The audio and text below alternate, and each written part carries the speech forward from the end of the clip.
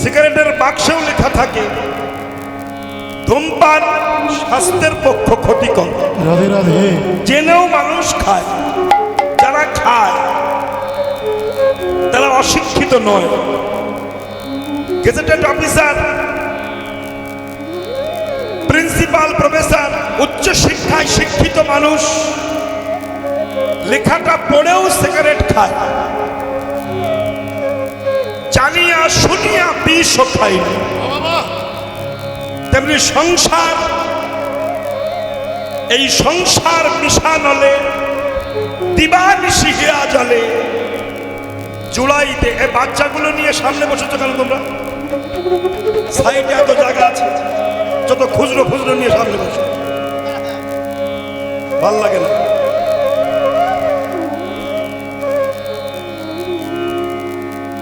অস্বস্তি করে।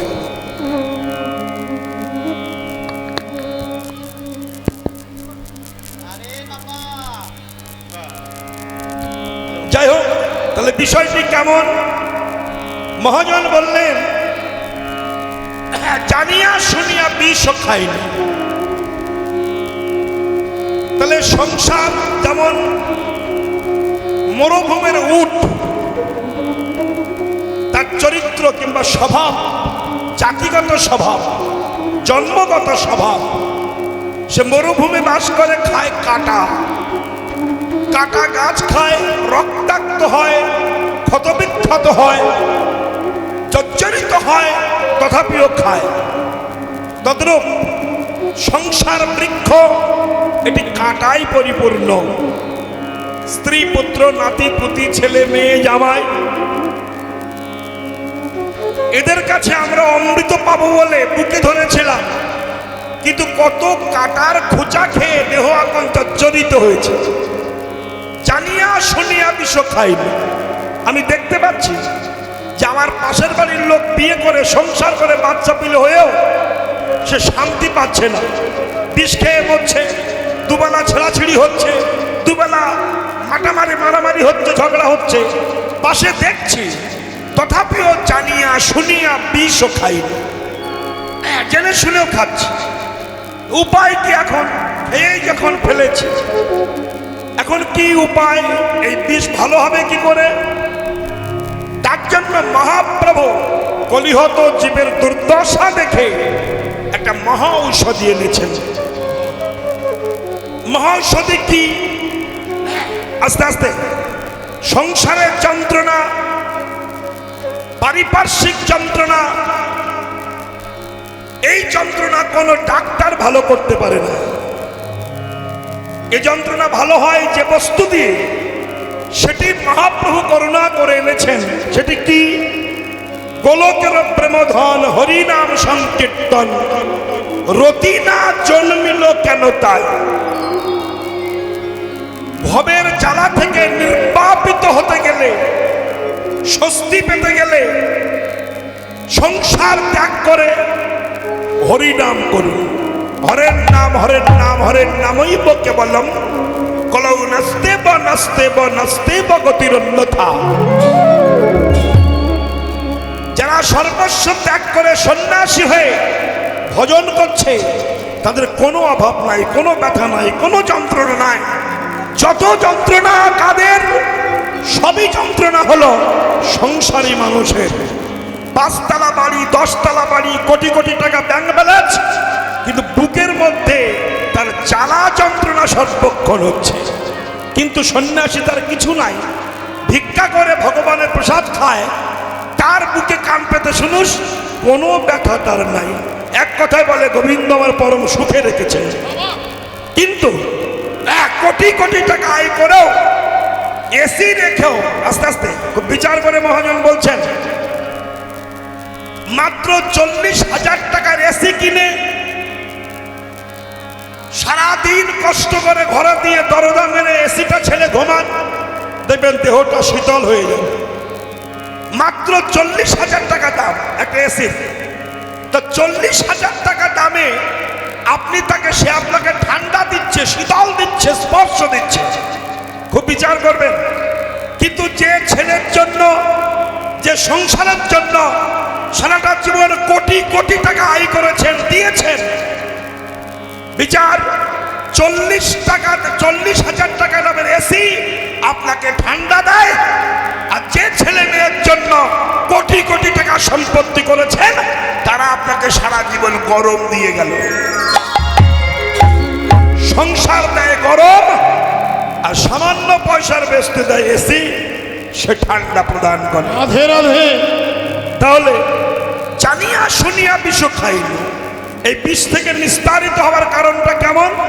গোলকের প্রেম ধন হরিনাম সংকীর্তন। যদি প্রেম করতে চান তা শিয়াল কুকুরের সঙ্গে প্রেম না করে, ফেসবুকের সঙ্গে প্রেম না করে, এই জাতীয় জাগতিক প্রেম করলে, শিয়াল কুকুরের মতো প্রেম করলে সারা জীবন যন্ত্রণা ভোগ করতে হবে। আমি আজই দেখছিলাম কাগজে, ছেলে মেয়ে আছে, ফেসবুকে প্রেম করে বারাসাতের এক ছেলের সঙ্গে একটা বউ চলে এসেছে। 2-4 দিন সংসার করে ঝগড়া। যার ফেসবুকে প্রেম করে এসেছে তাকে টুকরো টুকরো করে কেটে ট্রলি ব্যাগের মধ্যে ঢুকে ফেলে দিয়েছে।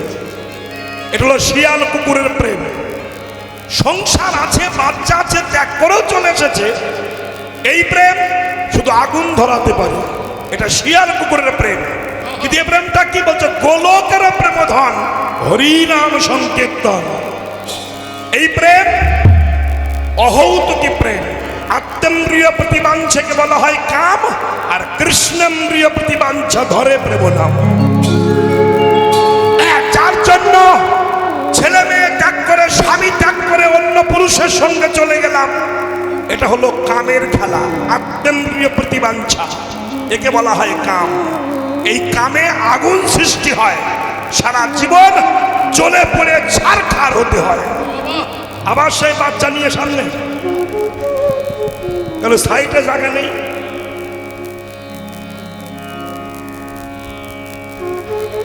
তাহলে বিষয়টি কেমন? মহাজনস্য গতস্য পন্থা। তাহলে আত্মেন্দ্রিয় প্রতিবাঞ্ছাকে বলা হয় কাম, কিন্তু কৃষ্ণেন্দ্রিয় প্রতিবাঞ্ছা ধরে প্রেম। কৃষ্ণের জন্য যেটা করা হয় সেটি হলো প্রেম। এই প্রেম, এই নাম তৈরি হয়েছিল যাতনা থেকে। কোন যাতনা? কৃষ্ণ বিরাহ যাতনা। যে নাম আপনারা করেন অষ্টকালীন হরে কৃষ্ণ নাম 32 অক্ষর করেন, এই নামটা তৈরি হয়েছিল কৃষ্ণ বিরাহ যাতনা থেকে, কৃষ্ণ অদর্শন থেকে, শ্রীমতী রাধার বদন থেকে 32 অক্ষর হরিনাম উৎপত্তি হয়েছিল। রাধে রাধে। এটি বুঝি আপনারা জানেন না, তথাপি আমি একটু ক্লিয়ার করে বলছি আপনাদের কাছে, আস্বাদন করে। এই নামটা কেমন? মহাজনস্য গতস্য পন্থা। মহাজন ভালো করে বলেছেন যে রাসলীলায় রাধারানী কৃষ্ণকে বলেছিল কৃষ্ণ দয়াময়। মহারাসে প্রত্যেকটা গোপী একটা করে কৃষ্ণ পেয়েছে, আমি একটা কৃষ্ণ পেলাম, আমি তো বেশি কিছু পেলাম না। তখন ভগবান বললেন, রাধে তুমি যদি বেশি পেতে চাও তবে আমার সঙ্গে চলো। অন্তর্ধান হয়ে গেল। যেতে যেতে যেতে যেতে ক্লান্ত হয়ে গেছেন রাধারানী। ভক্তি রূপিণী, ভক্তি স্বরূপ রাধা কৃষ্ণকে বললেন, হে গোবিন্দ আমি আর হেঁটে হেঁটে পারছি না, আমাকে একটু কাঁধে তুলে নাও। ভগবান বললেন, এই জন্য আমি ভক্তের কাছে থাকি না, বসার জায়গা পেলে শোয়ার জায়গা চাই। শোনো, দরকার নাই। রাধাকে ফেলে রেখে কৃষ্ণ একা চলে গেছেন। যখন কৃষ্ণকে পাচ্ছেন না, রাহানে চমকট পেল, আমার কৃষ্ণ কোথায় গেল? হা কৃষ্ণ, প্রাণ কৃষ্ণ বললে কাঁদতে লাগলেন।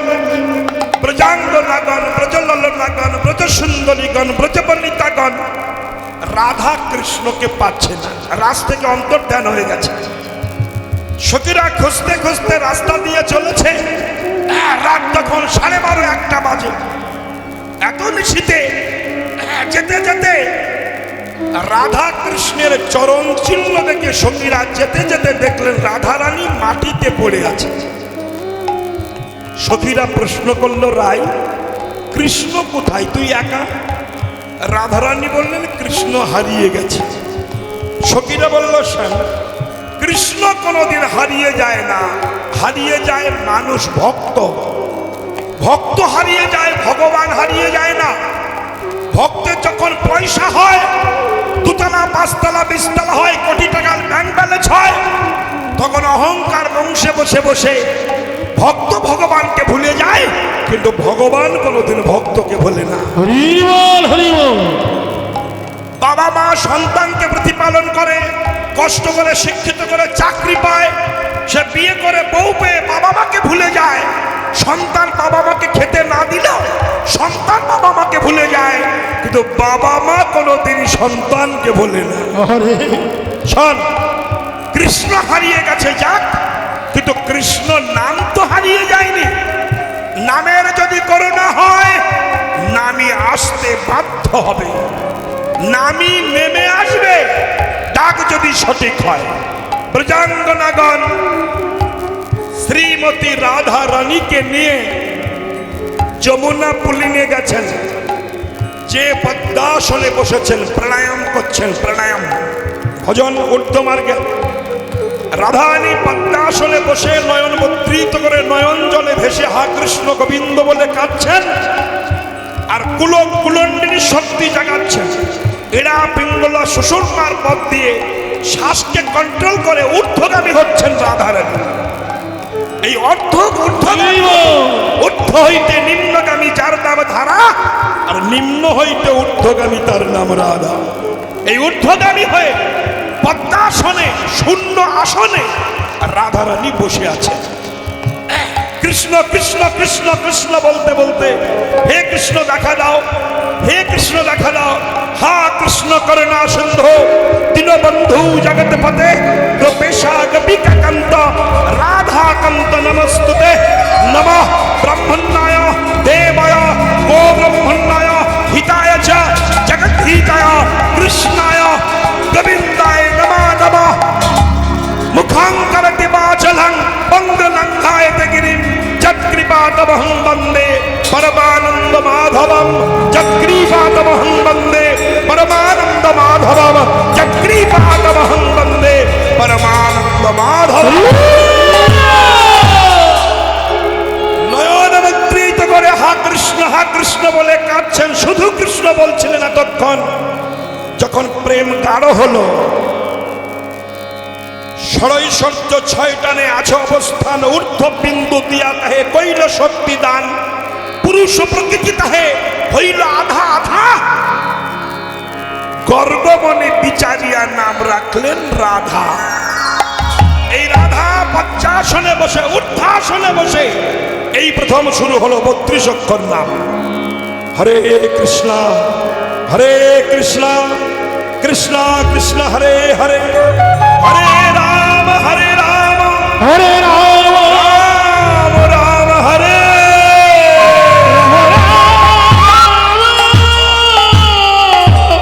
হরে।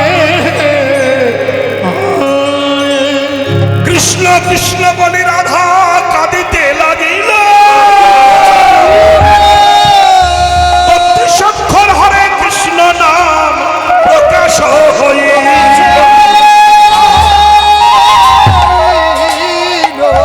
হরে কৃষ্ণ নাম শুনি আনন্দ বহি যায়, স্বর্গ হইতে পুষ্পবৃষ্টি উলধ্বনি হরিধ্বনি দেয়। এই হরিনাম রাধা রানী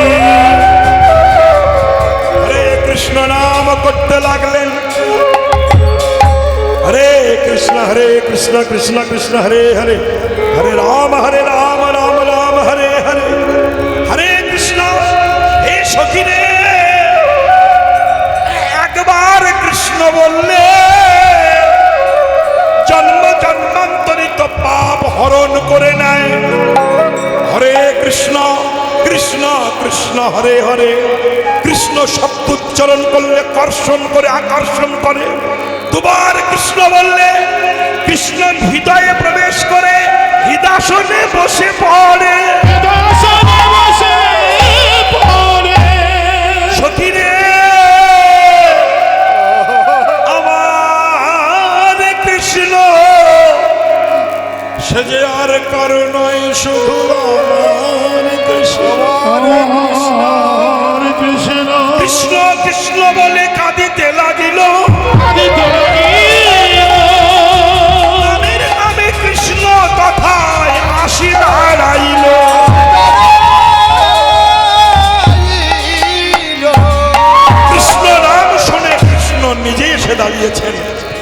এত সুমধুর কণ্ঠেশ্বরে হরের নাম 32 অক্ষর যেটা গলকে ছিল, সেই নাম বৃন্দাবনে প্রকাশ করছেন কে? নামে নামীকে টেনে নিয়ে গেছে যমুনা পল্লিনে, শুধু গুনগুন করে শুনতে পাচ্ছে হরে কৃষ্ণ, কিন্তু রাধা রানীকে পাওয়া যাচ্ছে না। নিচে তো কেউ নাই। যেখানে কৃষ্ণ দাঁড়িয়েছেন বাঁশিটি হাতে নিয়ে, উপর থেকে মাথার উপর থেকে এক টপ দু টপ করে জল কৃষ্ণের মাথায় পড়ছে। কিসের জল? কৃষ্ণ বলে ক্রন্দন করছে রাধার নয়নের জল। কৃষ্ণ মাথা উঁচু করে দেখলেন রাধা রানী কৃষ্ণ কৃষ্ণ বলে কাঁদছে। যখন কৃষ্ণ কৃষ্ণ বলে কাঁদছে, কি অপূর্ব কথা! কৃষ্ণ কৃষ্ণ কৃষ্ণ কৃষ্ণ কৃষ্ণ বলে কাঁদছেন, ব্যাস গোবিন্দ কৃষ্ণ রাধা রানীকে নামিয়ে নিয়েছে। হে রাধে, আমি কথা দিচ্ছি, যে 32 অক্ষর নাম তুমি জপ করলে এবং বহির্প্রকাশ করলে, আমি কলিকালে গোবিন্দ গৌর হয়ে নবদ্বীপে যে এই 32 অক্ষর কৃষ্ণ নাম নিয়ে জীবের দ্বারে দ্বারে পায়ে ধরে বিকিয়ে দেব। তোমরা হরে কৃষ্ণ বলো, বলো হরে কৃষ্ণ, হরে কৃষ্ণ, কৃষ্ণ কৃষ্ণ, কৃষ্ণ কৃষ্ণ, হরে হরে, হরে রাম, হরে রাম, রাম রাম, হরে হরে। শোনো রাধা বিনোদিনী, আমি যে তোমার ঋণী। শোনো রাধা বিনোদিনী, আমি যে তোমার ঋণী। রাধে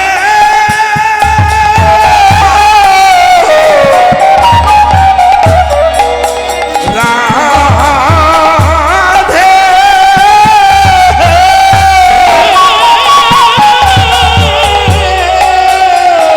হে রাধে রাধে রাধে রাধে।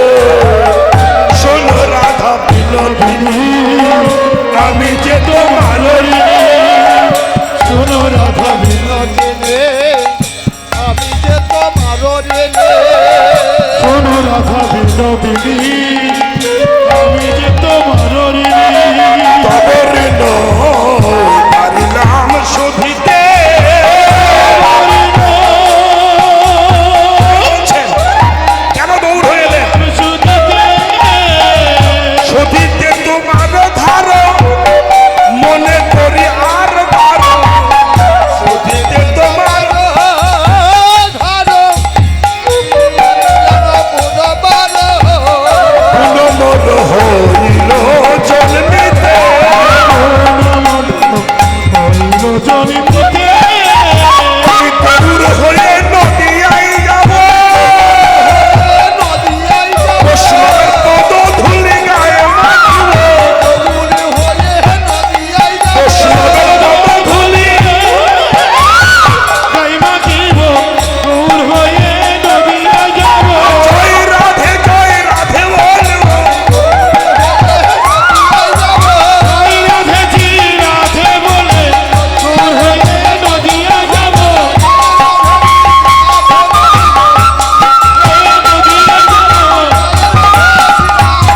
তাই গৌর হরি হরি বলে, হরি হরি হরি বলে, আমি গৌর হয়ে নদিয়া যাব, গৌর হয়ে। নদিয়া যাব। ভগবান কৃষ্ণ প্রশ্ন করছেন, এই প্রশ্নগুলো শুনুন। কি বলিস তুই? ভালোই তো বাদ, ঠিক হচ্ছে, চুপ কর। তাহলে বিষয়টা ভাবুন, মহাজনগতস্য পন্থা। বললেন মহাজন, যে সুন্দর কথা। কৃষ্ণ রাধারানী এবং সখীদের প্রশ্ন করছে। প্রশ্নগুলো শুনবেন, মহাভারত কিংবা শ্রীমদ্ ভাগবত থেকে সিদ্ধান্তগুলো আনা হয়েছে। আস্তে কথা নয়, আস্তে আস্তে আস্তে বলেছেন মহাজন। আচ্ছা রাধে, আমার একটা প্রশ্ন জেগেছে তোমাদের কাছে। রানী বলল, বলো কৃষ্ণ, কি প্রশ্ন? প্রশ্নটা করছেন। প্রশ্ন হলো এই, যোগী মুনি ঋষি সাধক সাধিকা গন্ধর্ব কিন্নর কোটি জনম সাধনা করে আমাকে পায় না। আমার প্রশ্ন এখানে, কোটি জনম রনে বনে কনে বসে ভজন করছে, কিন্তু তারা আমাকে পাচ্ছে না। আমার প্রশ্নটা, আর তোমরা একবার কৃষ্ণ বলে ডাকো, আমি পাগল হয়ে মন্ত্রমুগ্ধ ফণির মতো তোমাদের সন্নিকট উপস্থিত হই। বলো, তারা কোটি জনম ডেকে পায় না, তোমরা একবার ডাকলে আমি চলে আসি। তোমরা কি দিয়ে ডাকো, সেই বস্তুটা কি আমাকে একটু ক্লিয়ার করে বলো। এই প্রশ্ন, এটি হলো প্রশ্ন। কবিরা বলছে কৃষ্ণ, এটি তোমার অযৌক্তিক প্রশ্ন। এই যে কিছু কিছু প্রশ্নের উত্তর হয় না, কিছু কিছু প্রশ্নের উত্তর নাই। যেমন উদাহরণটা কেমন বলছেন, কোন সুগারের ব্যক্তি, সুগার রোগী ডাক্তারকে বলছে, ডাক্তার বাবু আমার প্রচন্ড হাই সুগার, আমি কি খাবো? ডাক্তার বলল মাটির তলার মাল খাবে না। তো রোগী বলল মাটির তলার কোনো মাল খাওয়া যাবে না। বলল না, বলে কিছু কিছু মাল। ডাক্তার বলছে সে কেমন? বলছে মাটির উপরে থাকে নিচে থাকে এমন জাতীয় মাল। সে কি? যেমন মূলো উপরে থাকে নিচে থাকে, বলে খাওয়া যাবে না। গাজর না, মানকচু না। রোগী বলল কোনো কিছুই যদি খাওয়া যাবে না, তা আপনার ওষুধও তো খাওয়া যাবে না। বলে কেন খাওয়া যাবে না? বলে মাটির তলার কোনো মাল যদি না খাওয়া যায়, তো ওষুধ খেতে গেলে কলের জল খেতে হবে, আর কলের জল তো মাটির তলার জল, ও তো খাওয়া যাবে না। ডাক্তার শুয়ে পড়ে প্রণাম করে বলছে তোর চিকিৎসা আমি করতে পারবো। ব্যাস, কোনো কোনো প্রশ্নের উত্তর হয় না। বিশাল ভুঁড়ি নিয়ে ডাক্তারের কাছে গেছে, ডাক্তার বাবু আমার তো ভুঁড়ি, কমাবো কি করে? বলো ডায়েট কন্ট্রোল করো, এভরি নাইটে 2 পিস রুটি খাও। দোকানে রুটি খাবে, খাচ্ছে, 6 মাস খেয়ে যাচ্ছে, কিন্তু ভুঁড়ি বড় হয়ে যাচ্ছে। ডাক্তার বাবু 2টি করে রুটি খাচ্ছি, তাও ভুঁড়ি বড় হচ্ছে। বলে আগে কটা খেতে? 32-33টা খেতাম। তা 32-33টা খেতে এখন 2টি খাচ্ছ, তাও ভুঁড়ি বড় হচ্ছে কেন? কতটা আটা রুটি খাও? হ্যাঁ বলছে আগে যে 32টা রুটি যে আটায় হতো, সেই আটা মেখে 2খানা রুটি করে খাই। ডাক্তার শুয়ে পড়ে বলছে বাবা তোর কাছে আমি হেরে গেছি, আমি তোকে চিকিৎসা করতে পারবো না। যেমন কিছু কিছু রোগীর কাছে ডাক্তার পরাজিত হয়, তেমনি কিছু কিছু ভক্তের কাছে ভগবান পরাজিত হয়ে যায়। রাধার কাছে ভগবান পরাজিত হয়ে যাচ্ছে।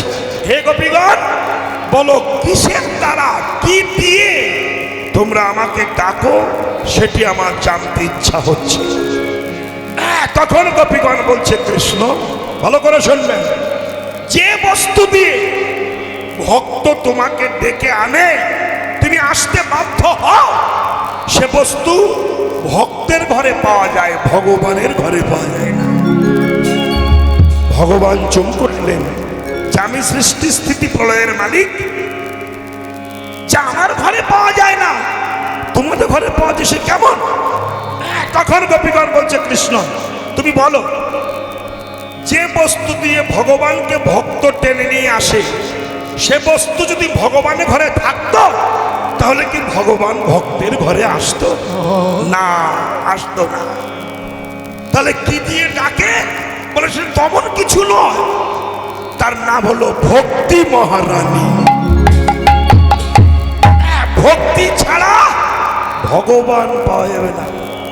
যতই ভজন করুন আপনি, একটা ছেলে এক ঋষিকে বলছে, বাক্য শুদ্ধ ব্যক্তি বলছে, ঋষি আপনি যা বলেন সত্য হয়ে যায়, তা আপনি আমার মাথা হাত দিয়ে বলুন আমার যেন একটা পুত্র সন্তান হয়। ঋষি বলল আশীর্বাদ করলাম, তোর পুত্র সন্তান হবে। 1 বছর পরে এসে বলছে, কই ঋষি বাচ্চা তো হলো না, তোমার আশীর্বাদ ঠিক হয়নি, আবার বলো। আবার বললো যা তোর হবে। আবার এসেছে 1 বছর পরে, হয়নি। বলো ঋষি হলো না তো, আবার দাও। আবার বলেছে তোর ছেলে হবে। 3 বছর পরে এসে বলছে হলো না। ঋষি ভাবছে আমার বর, আমার আশীর্বাদ তো বিফল হয় না, ছেলে হবে না কেন? তোর বউ কোথায়? বলছে আমি তো বিয়ে করিনি। এই বিয়ে করনি, বাচ্চা হবে কি করে? তাহলে বিয়ে না করলে যতই আশীর্বাদ করো, ছেলে যেমন হবে না, তুমি যতই নিরামিষ খাও, তিলক করো, চৈতন্য রাখো, হরি ভজন করো, যাই করো, ভক্তি ছাড়া গোবিন্দ পাওয়া যাবে না। রাস্তা কি? সেটি হলো ভক্তি মহারানী। তখন কৃষ্ণ বলছে, গোপীগণ, যে ভক্তি ছাড়া ভগবানকে পাওয়া যায় না, হ্যাঁ, আমি শাস্ত্রে লিখে দিয়েছি, মুক্তি দিতে কাতর নই, ভক্তি দিতে কাতর হই। যার ভক্তি থাকে আমি লিমিটেড টাইমের মধ্যে তাকে মুক্তি দিতে পারি, কিন্তু যার ভক্তি নাই তাকে তো মুক্তি দিতে পারি না। এই মেয়েরা, আমি পারি না দিতে। শুনে নাও, ভালো করে শোনো। হ্যাঁ, ভগবানের কাছে ভক্তি পাওয়া যায় না, তাহলে ভগবানকে কি পাওয়া যায়? ভগবানের কাছে পাওয়া যায় কৃপা, আর ওই কৃপা ভক্তের কাছে এসে ভক্তি হয়। যেমন আমি রাধাপদ ঘোষ, আমি ছানার কাজ করি, আমি ছানা বিক্রি করি। আমার ছানা 30 টাকা শ, 300 টাকা কেজি বিক্রি করছি ছানা। আমি ঘোষ, আমার ক্যাপাসিটি দুধ থেকে ছানা পর্যন্ত, এর পাশে আমি আর পারবো না। আমি ঘোষ, ছানা করতে পারি। আমি 300 টাকা কেজি ছানা বিক্রি করলাম যে ময়রার কাছে, ওমা সে ময়রা চিনি দিয়ে পাক দিল, 300 টাকার মাল 1000 টাকা হয়ে গেল। আমি বিক্রি করছি আমার ছানা, তার কাছে যে সন্দেশ হলো, আমি 300 টাকায় বেচলাম, 1000 টাকা কিনে খেলাম। তাই মহাজন তত্ত্ব দিচ্ছেন, ছানা 300 টাকায় বিক্রি করে যেমন সন্দেশ হয়ে যায়, পাক খেয়ে কড়াই কড়াই পাক খেয়ে সন্দেশ হয়, আর সেই সন্দেশ আমি কিনে খাই, তেমনি ভক্ত ভগবানের কাছে কৃপা পায়। ওই কৃপা ভক্তের হৃদয়ে কড়াই পড়ে পাক খেয়ে যখন ভক্তি সন্দেশে পরিণত হয়, ওই সন্দেশ খাওয়ার জন্য ভক্তের পিছনে পিছনে ভগবান ঘুরে ঘুরে ঘটনা। তাহলে হে গোপীগণ, তোমরা বলো কোন রাস্তায় গেলে আমি ভক্তি পাবো? তখন গোপীগণ বলছে, কৃষ্ণ, এই রাস্তাটাই ভজনের রাস্তাটা না, সবার জন্য সমান। কোটিপতি, নেতা গোতা, এমপি, এমএলএ, ব্রাহ্মণ, মুচি, কোনো কিছুই নয়, সবই সমান। তুমি ভগবান যদি ভক্তি পেতে চাও, তাহলে ভগবানের আসন ত্যাগ করে ভক্ত হয়ে আবির্ভূত হও। বুঝেছেন? ভক্তি পেতে গেলে ভক্ত হতে হবে। তুমি তো ভগবান, তো ভগবানের আসনে বসে তো তুমি ভক্তি পাবে না। কি গো, কোন ভিখারি যদি দুতলা বাড়ি যেয়ে বলে, বাবু বাড়ি আছেন, ভিক্ষা দেবেন, দুতলায় বসে বাবু প্রশ্ন করছে ভিখারিকে, ভিখারি তুই তো 5 বাড়ি ভিক্ষা করে খাস, 5 রকম চাল পাস, ছোট মোটা কালো সাদা, একসঙ্গে রান্না করে খেলে কেমন লাগে রে? ভিখারি বলছে, বাবু ভিক্ষা করা চালের অন্ন যদি আস্বাদন করতে চান, দুতলা ছেড়ে দিয়ে আমার সঙ্গে ভিখারি হয়ে যায়। হে ভগবান, তুমি যদি ভক্তের ভক্তি আস্বাদন করতে চাও, ভগবানের আসন ছেড়ে দিয়ে ভক্ত হয়ে আবির্ভূত হও। ভক্ত হও। যদি নেতা হতে চাও, নত হও, আগে নত হও। তাহলে কি করতে হবে ভক্ত হতে গেলে? রাধারানী বললেন, ভক্ত হতে গেলে কিচ্ছু করতে হবে না, শুধু নিশ্চিতজন বৈষ্ণবের পদধূলি গায়ে মাখতে হবে। কি সুন্দর রাস্তা! গোবিন্দ বললেন যে সেন্টিমেন্টাল, মানে যে সম্মানী, সে যদি পায়ের ধুলি না মাখে তার কি ভক্তি হবে না? হবে। কি করে হবে? বলে যে কীর্তন শুনতে বসলে হবে। ভালো নাম করা কীর্তনিয়া আনতে হবে, ভক্তরা বসে কীর্তন শুনবে। যারা কীর্তন শোনে না, গরমে ঘুম হচ্ছে না, তাই এসে বসেছে। অভক্ত ভক্ত সবাই বসেছে, এখানেই ভক্তি হবে। কি করে? কমিটিকে বলতে হবে 5 কেজি বাতাসা কিনে ছড়িয়ে দিন। হরি বল। লুটের বাতাসা, হ্যাঁ, স্বাদের বাতাসা, তোর লাগি মোর কীর্তনে আশা। হরি বল বাতাসা। তাহলে কি হবে? যে ভক্তের পায়ের ধুলি মাখতে চায় না, সে বসে কীর্তন শুনছে, তার সামনে যদি বাতাসা পড়ে, শালা বাতাসা ছাড়বে না, তুলে টাকাস করে মুখের মধ্যে ঢুকিয়ে দেবে। ওই যে বাতাসা মাটিতে পড়লো, বৈষ্ণবের পদধূলি লেগে গেল, ওই অবস্থায় বাতাসা ভিতরে গেল, কৃষ্ণ ভক্তির উদয় হয়ে গেল। বাহ! শোনা কৃষ্ণ, যদি তুমি ভক্তি পেতে চাও, নিষ্কিঞ্চন বৈষ্ণবের পদধূলি গায়ে মেখে যাও।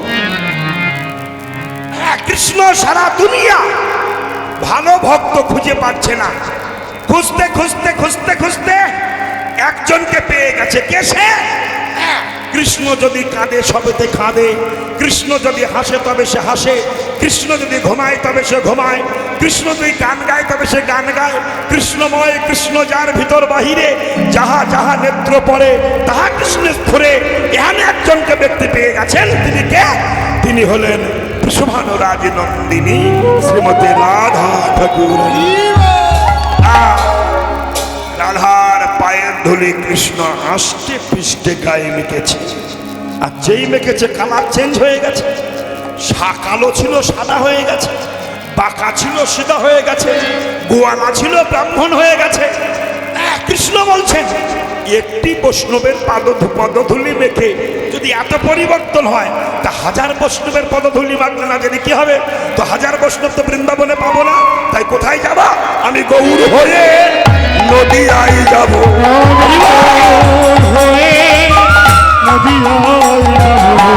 জয় রাধে শ্রী রাধে বলিব। হয়ে নদিয়ায় যাব। বৈষ্ণবের পদধূলি গায়ে হয়ে নদিয়ায়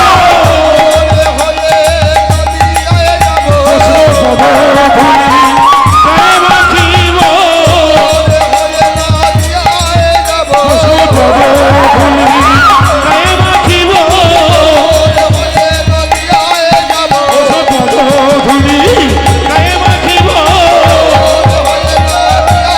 যাব। হে রাধে কৃপা কর বলে, জয় রাধে শ্রী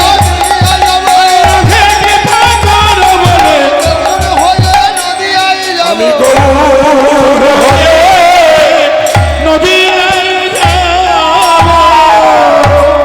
পূর্ব কথা বলেছেন মায়েরা। তাই তো কৃষ্ণ গৌর হয়ে নবদ্বীপ এসেছেন। বৈষ্ণব কবি বলছেন, এহানো মানব জনম পেয়েও যার কৃষ্ণ ভজন হলো না, তার পশুকুলে জন্ম নেওয়া ভালো ছিল। এই যে বাবা, কখন ডাক আসবে, কখন চলে যেতে হবে, নিঃশ্বাসের তো বিশ্বাস নাই, ডাক আসলেই চলে যেতে হয়। তাই শোনো, জন্ম যখন পেয়েছ, ছলে বলে কলে কৌশলে ভগবানের ভজনা করে যাও। ভগবান তোমার কাছে আসবে, তোমাকে ভগবানের কাছে যেতে হবে। প্রমাণ আমি একটুখানি বলি, আমার কথাগুলো মন দিয়ে শুনবেন। প্রমাণ দিচ্ছেন মহাজন। যদি ডাক সঠিক হয়, ভগবানের কাছে যেতে হয় না, ভগবান ভক্তের কাছে আসে। ডাক শুধু ডাক দরকার। হরিদাস এক জায়গায় বসে বসে ভজন করেছে, মহাপ্রভু তার কাছে গেছে। নরোত্তম দাস ঠাকুর এক জায়গায় বসে ভজন করেছেন, প্রভু তার কাছে গেছে। এগুলো নিয়ম আপনারা জানেন। যখন ত্রেতা যুগে রামচন্দ্র মিথিলায় যাচ্ছিলেন, ছোট্ট করে বলছে, একটুখানি বলবো। মিথিলায় যাওয়ার সময় সঙ্গে ছিল কে? গুরুদেব বিশ্বামিত্র, লক্ষণ আর রামচন্দ্র যাচ্ছেন। যেতে যেতে রাস্তায় সন্ধ্যা হয়ে গেছে। যখন সন্ধ্যা হয়ে গেল, বিশ্বামিত্র বলল, রাম, রাস্তায় তো অনেক হিংস্র জন্তু আছে, এই সময় না যেয়ে রাত্রি এই গাছের তলায় বাস করি, সকালবেলা যাব। ব্যাস, একটি সেজে রামচন্দ্র, লক্ষণ আর বিশ্বামিত্র তিনজনা গাছের তলায় নিশি যাপন করছেন। কিন্তু নিজে আচরিয়া ধর্ম জীবের শেখায়। বিশ্বামিত্র শুয়েছেন, রামচন্দ্র বিশ্বামিত্রের দুখানা চরণ কোলের মধ্যে তুলে সেবা করছেন। কেন? রাম অন্তরে ভাবছেন, জগতের জীব তো আমার চরণ সেবা করার সুযোগ পায়, কিন্তু আমি তো ভক্তের চরণ সেবা করার সুযোগ পাই না। আর যখন পেয়েছি, গুরুদেবের চরণ সেবা করব। সেবা করতে করতে নিশি প্রভাত হয়ে গেছে। এই মায়েরা, যখন প্রভাত হয়ে গেল, সকালবেলা আবার তিনজনা চলছে। রাস্তায় যেতে যেতে হঠাৎ দেখতে পেল রাম, মানুষ আকৃতি একটি পাথর দাঁড়িয়ে আছে। দাঁড়িয়ে আছে। রামচন্দ্র জিজ্ঞাসা করল, গুরুদেব,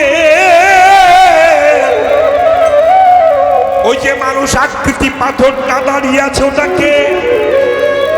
হ্যাঁ? বিশ্বামিত্র বলল, রাম, ওটি হলো গৌতম মুনির স্ত্রী অহল্যা পাশানি মানবিনী। এই যে মানবিনী পাশানি হয়ে আছে। বলল, কেন? অভিসম্পদ প্রাপ্ত হয়েছে। দেখুন তো, সেই যে পাথর হয়েছিল, এই অহল্যা তো রাম রাম করে ঘুরে বেড়ায়নি, এক জায়গায় দাঁড়িয়ে পাথর হয়ে শুধু হারাম হারাম বলে কেঁদেছেন। রামচন্দ্র কৃপা করে কাছে এসেছে।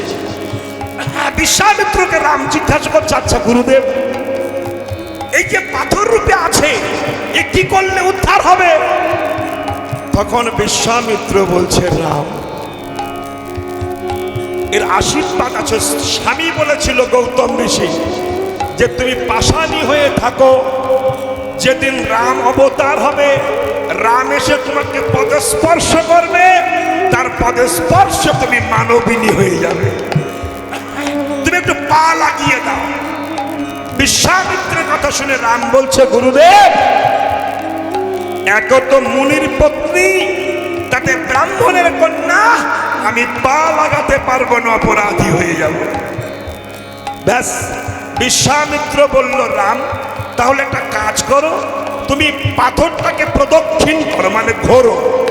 রাম ভাবলো, ঠিক আছে, এটা হয়, কিন্তু ঘুরতে বললেন কেন? বিশ্বামিত্র ভাবলেন, রাম যখন প্রদক্ষিণ করবে, ঘুরবে, আমি তখন পবনদেবকে বলবে, হে পবনদেব, তুমি প্রবল গতিতে এসে রামকে ফেলে দাও, এমন ভাবে ফেলবে যেন রামের চরণটা অহল্যার অঙ্গে স্পর্শ হয়। বিশ্বামিত্র, রামচন্দ্র ঘুরছে, আর বিশ্বামিত্র ডেকেছে, হে পবনদেব, তুমি প্রবল গতিতে এসো, এসে রামকে ফেলে দাও। যেই বলল, পবনদেব প্রবল গতিতে আসলো, ধাক্কা মারলো, পড়ে গেল, চরণ পরশ হলো, পাশানি থেকে অহল্যা মানবিনী হয়ে অর্ধ অবগুণ্ঠনে মাথায় ঘোমটা দিয়ে অহল্যা চোখের জল ভাসিয়ে রাম রাম বলে কাঁদছেন।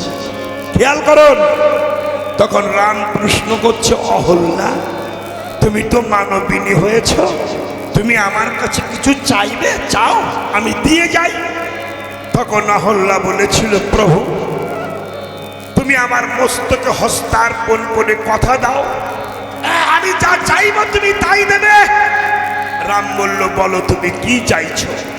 তখন অহল্যা বলল, প্রভু, আমি বাড়ি গাড়ি ধন জন পুত্র নারী পুরুষ কিছুই চাই না, তুমি আশীর্বাদ করে বলো, যতবার পৃথিবীতে আমার জন্ম হবে, ততবার যেন আমি পাশানি হয়ে জন্মাতে পারি। রাম বলল, কি বলছো, পাশানি হবে কেন? তখন অহল্যা বলেছিল, প্রভু, যে অভিসম্পদে পাশানি হওয়া যায়, আর পাশানি হয়ে যে রামের চরণ পাওয়া যায়, এমন অভিশাপ যেন আমার জনম জনম হয়, আমি পাশানি হতে পারি। কথা দিলেন, রামচন্দ্র চলে যাচ্ছেন, কিন্তু যেতে যেতে একটা নদী পার হতে হয়। ওই নদীর মাঝির নাম ছিল মাধব। এই যে রামের পা লেগে পাথর মেয়ে ছেলে হয়ে গেছে, এটা চতুর্দিকে সাপ্লাই হয়ে গেছে। নৌকা পার করতো যে মাধব মাঝি, ওর বউ শুনতে পেয়েছে যে কোথ থেকে একটা ছেলে এসেছে কালো, তার পা লেগে পাথর মেয়ে ছেলে হয়ে যাচ্ছে। ওর বউয়ের চিন্তা হচ্ছে, ওই যন্ত্র যদি আমার স্বামী নৌকায় তোলে, আর ওর পা লেগে যদি শালা নৌকা মেয়ে ছেলে হয়ে যায়, আর তখন আমার স্বামী ওরে বিয়ে করবে, করলে শালা সতীনীর ঘর করতে হবে, কত চিন্তা দেবে। শয়তান মানুষের শয়তান চিন্তা। তো স্বামী সকালবেলা যখন ঘাটে নাঝিগিরি করতে যাচ্ছে, তখন ডাক দিয়েছে। কি ডাক? শোনো স্বামী, তুমি সবাইকে পার করো, কিন্তু এই রামকে যেন পার করো না। ওর পা লেগে পাথর মেয়ে ছেলে হয়ে যাচ্ছে। যদি মেয়ে ছেলে হয়ে যায়, তোমার বিয়ে করতে হবে, বিয়ে করলে আমাকে ঘর করতে হবে। আস্তে আস্তে আস্তে ঠিক আছে। মাধব নৌকা নিয়ে ঘাটে বসে আছে, এমন সময় রামচন্দ্র মাধবকে ডাক দিয়েছে। মাধব,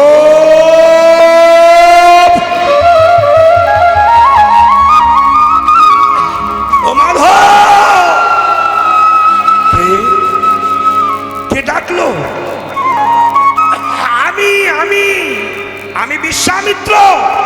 আস্তে বাবা, আস্তে আস্তে আস্তে। আমি বিশ্বামিত্র। বেশ, তুমি বিশ্বামিত্র। বাঁ সাইডে কি এটা লক্ষণ, ডাইনে ওটা রাম। চমকটলো। ও, তাহলে এই সেই যন্ত্র যার পা লেগে পাশানি মেয়ে ছেলে হলো। আমি তোকে পার করতে পারবো না, অসম্ভব। আমি পার করতে পারবো না। আস্তে আস্তে আস্তে আস্তে আস্তে আস্তে। এক্ষুনি কেন ব্যস্ত, কেন এত ব্যস্ত হওয়া ঠিক না। জনিতা, এই বাবা চুপ করো। বুড়ো বয়সে এরকম করলে হয়? একটু সেবা হয়েছে নাকি? হ্যাঁ, বয়সটা কত তোমার? যাও বাবা যাও। এখনো খাও? যাও বাবা যাও, যাও। জয় গৌর, যাও বসো। তাহলে এখনো তুমি যাও। মহাজন বলছেন অপূর্ব কথা। একটু একটু একটু একটু আস্তে আস্তে আস্তে কথাটা বল দিয়ে শুনবে। ওগো, কে গো ডাকলে গো? রাম বলেছে মাধব। মাধব বলল, এত মধুর কণ্ঠেশ্বরে আমার তো কেউ ডাকে না। কে গো তুমি ডাকলে গো? বিশ্বামিত্র বলছে আমি। বাছাই টিকটার রাম বলে, এই সেই যন্ত্র যার পা লেগে পাথর মেয়ে ছেলে হয়েছে, আমি পার করতে পারবো না বাবা। বিশ্বামিত্র বলছে, ওগো মাধব, ও পাথরের তো অভিসম্পদ ছিল, তাই তো মেয়ে ছেলে হয়েছে। মাধব বলছে, আমার নৌকার যে অভিসম্পদ নাই, আমি জানবো কি করে? পা তুললেই যদি শালা মেয়ে ছেলে হয়ে যায়।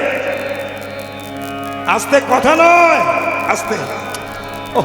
সরান না কমিটির ভাইয়েরা আমাকে। তাহলে বিষয়টি কেমন আবার বলেছে। তখন বিশ্বামিত্র বলল, মাধব তাহলে এক কাজ করো, নৌকার সাজা যে পাত্র আছে তার নাম দ্রোণী, ওই নৌকা ছাঁচা পাত্রের জল এনে রামের পা দুখানা ধুয়ে দাও। ধুয়ে দিলে আর ধুলো থাকবে না, আর ধুলো যদি না থাকে মেয়ে ছেলে হবে না। মাধব অন্তরে ভাবছে, না কি সুযোগ আমি পেয়েছি গো। বিশ্ব সৃষ্টি স্রষ্টা, সৃষ্টি স্থিতি প্রলয়ের মালিক, যার চরণ কোটি জনম সাধনা করে দেবদেবী পায় না, আজ আমার সুযোগ হয়েছে, ওই চরণ আমি ধুইয়ে দেব। অন্তরে অন্তরে ভাবছেন। বেশ, তখন মাধব নৌকা ছাঁচা পাত্র দিয়ে জল এনে রামকে বলল, রাম দাও তোমার পা দাও। রাম দুখানা পা দিয়ে দিয়েছেন। মাধব দুটি পা হৃদয় মন্দিরে ধরেছে, দুটি চরণ হৃদে ধরে নয়ন বাড়ি বর্ষণ করে বলে, রাম হে,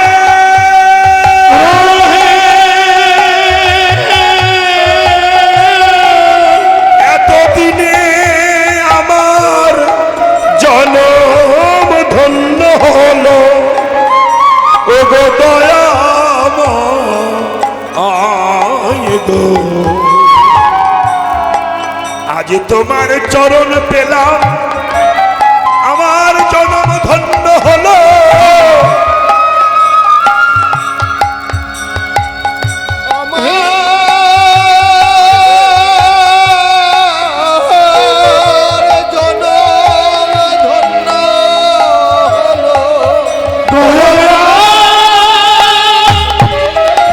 হরি বল, নিতাই গৌর হরি বল। আর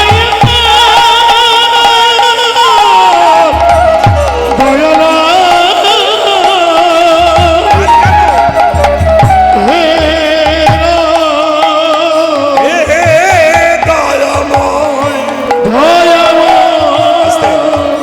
মাধব নিজের হাত দিয়ে রামের পা ধুইয়ে নিচ্ছেন। স্বর্গ হতে পুষ্প বৃষ্টি হচ্ছে, দেবীগণ উলধ্বনি করছেন, ভক্তগণ হরিধ্বনি করছেন। মাধব ভগবানের চরণ ধুয়ে নিচ্ছে।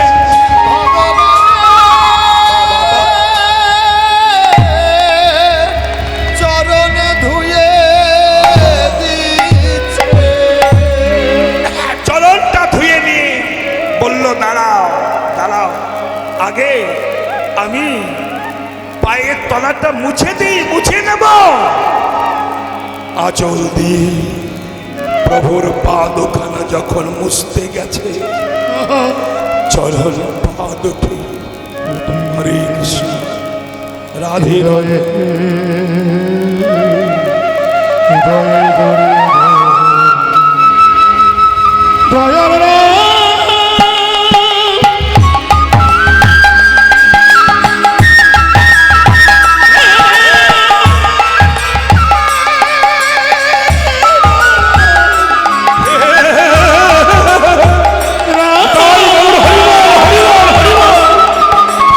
উলধ্বনি রাখে, রাধে রাধে।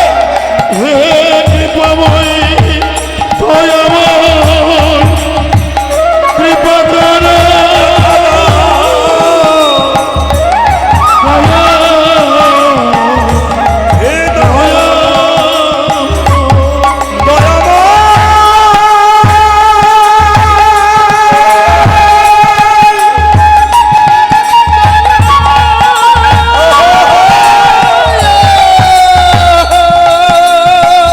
আমার ভক্তের ভগবান, কানালের ঠাকুর আমার, তুমি কৃপা করো।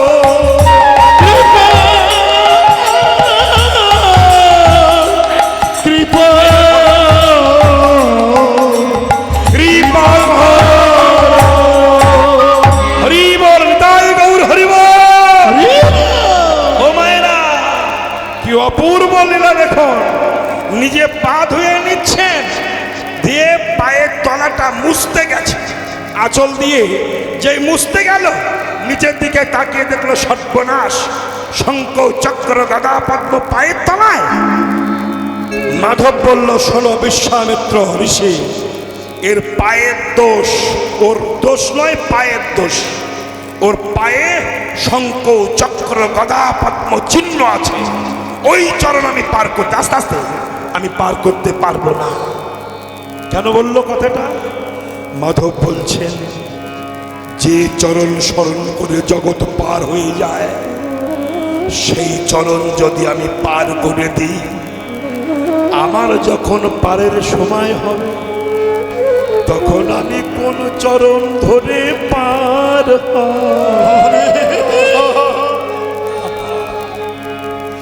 আমার যেদিন ভব পারের ডাক আসবে, মোহ ঘুমে চোখ বুঝাবো, আপন জনা পর হবে, কাঁচা বাঁশের খাঁচা করবে।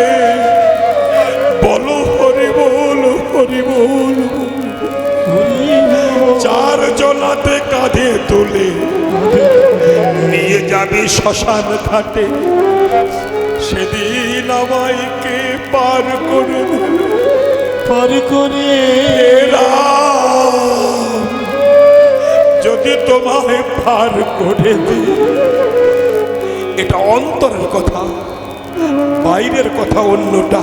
কি বলছে না, তোমার পায়ের তলায় দাগ আছে, আমি পার করতে পারবো না। বিশ্বামিত্র বলল, মাধব তাহলে এক কাজ করো, রামকে আড়কোনা করে ধরে পা দুখানা নৌকায় রেখে ওই পা দুটি যমুনার জলে ভাসিয়ে দাও, নৌকায় লাগবে না, তাহলে নৌকা মেয়ে ছেলে হবে না। বাহ, সুন্দর কথা। মাধব তখন ছুটে যে রামকে বুকে ধরেছেন। হে রাম, এসো আমার বুকে, এসো বসো আমার কোলে বসো। বলে কোলে করে নিয়ে নৌকায় যে দুখানা চরণ যমুনার জলে ভাসিয়ে দিয়েছে। যে চরণ থেকে গঙ্গার বহির্প্রকাশ, সেই বিশ্ব পিতার চরণ যখন পেয়েছে, বলো আর কি যমুনা থাকতে পারে? আনন্দে উত্তম তরঙ্গ বইছে।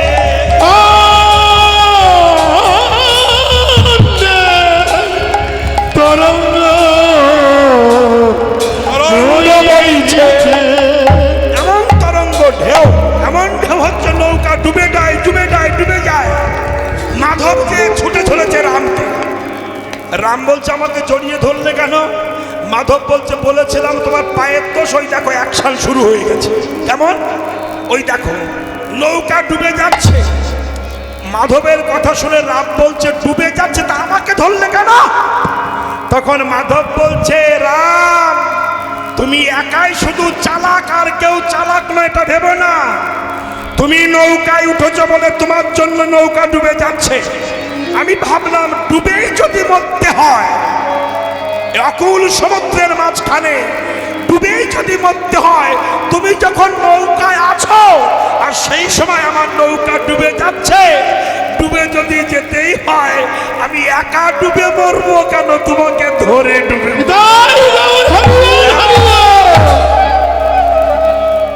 সংসার তরঙ্গের মাঝে এই দেহ নৌকা চলছে। অহংকারের বাতাস, অজ্ঞানতার বাতাসে নৌকা কখন ডুবে যাবে এ কথা বলা যাবে না। এই নৌকা চালাচ্ছে যে কর্ণধর মাঝি আমার গোবিন্দ। যদি ডুবেই মরতে হয় তাহলে কৃষ্ণচরণ ধরে ডুবে মর।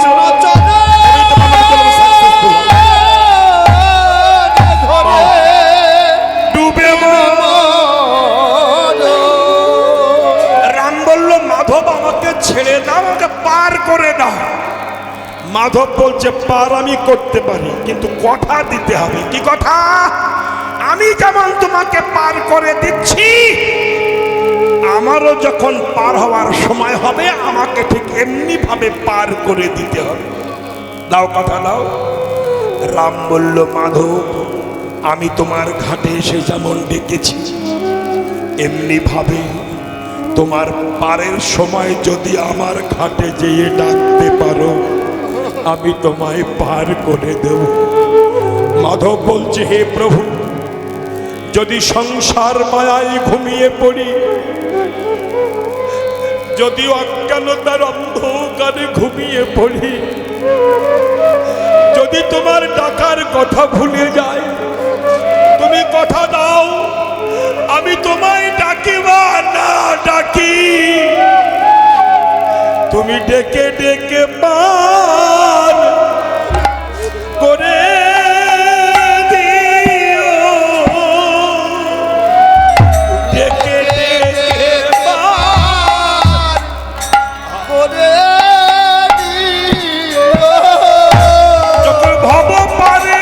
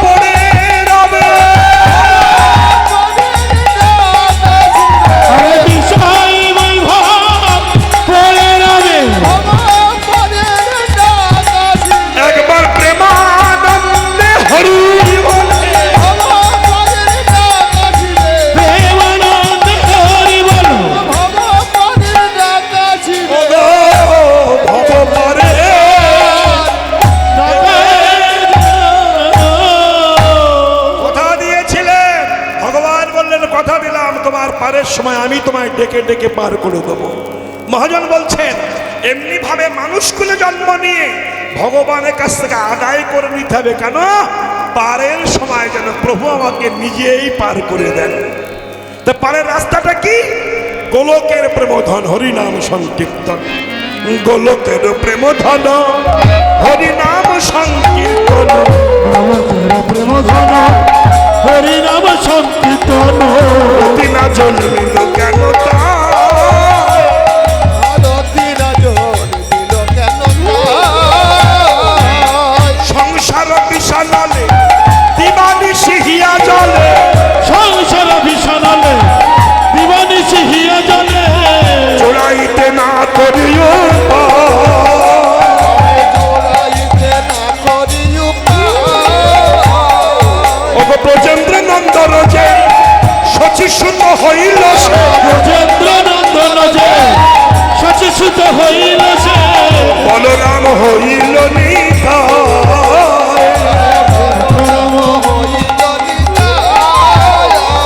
ওগো দিনহীন যত ছিল হরি নামে উদ্ধার হইল,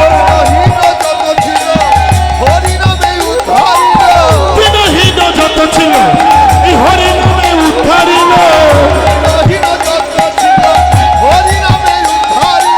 তার সাক্ষী জগায়ার মাধা, তার সাক্ষী জগয়ের মাধা, তোমরা প্রাণ খুলে হরি বল, হরি বল আমার সঙ্গে চলো। তোমার সঙ্গে যাবে কান খুলে হরিণ বলো, হরি বল আমার সঙ্গে তাই গৌর হরি হর, হরি হরি হরি বলে প্রাণ খুলে হরি বলো, প্রাণ খুলে বলেন সবাই নিতাই গৌর প্রেমানন্দে হরি বল। প্রাণ খুলে হরি বলো।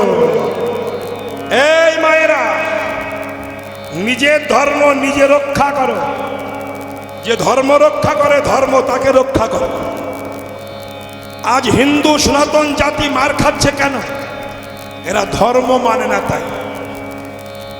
এরা কুকুরকে যত বিশ্বাস করে ভগবানকে তত বিশ্বাস করে না। একটা প্রেমিক প্রেমিকাকে যত বিশ্বাস করে ঈশ্বরকে তারা বিশ্বাস করে না। যার জন্য ঝাঁটা লাঠি খেতে হচ্ছে, আরো খাবে। এখনো স্বধর্মে নিধনাং সেব পরধর্ম ভয়াবহ।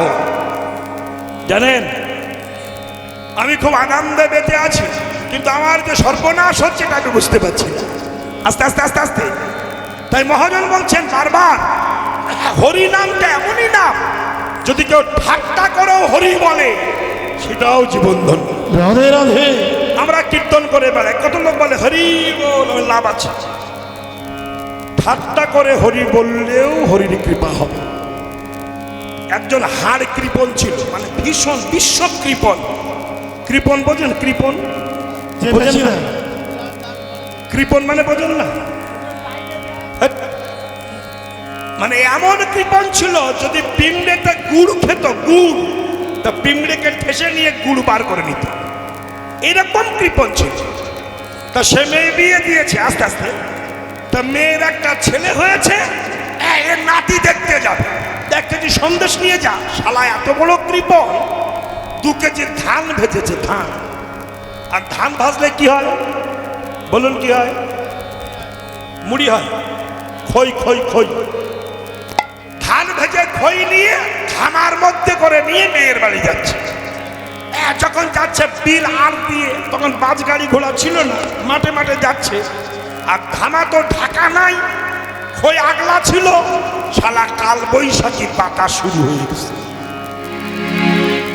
যখন কাল বৈশাখী বাতাস, বলুন তখন খয়ের অবস্থা কি হচ্ছে?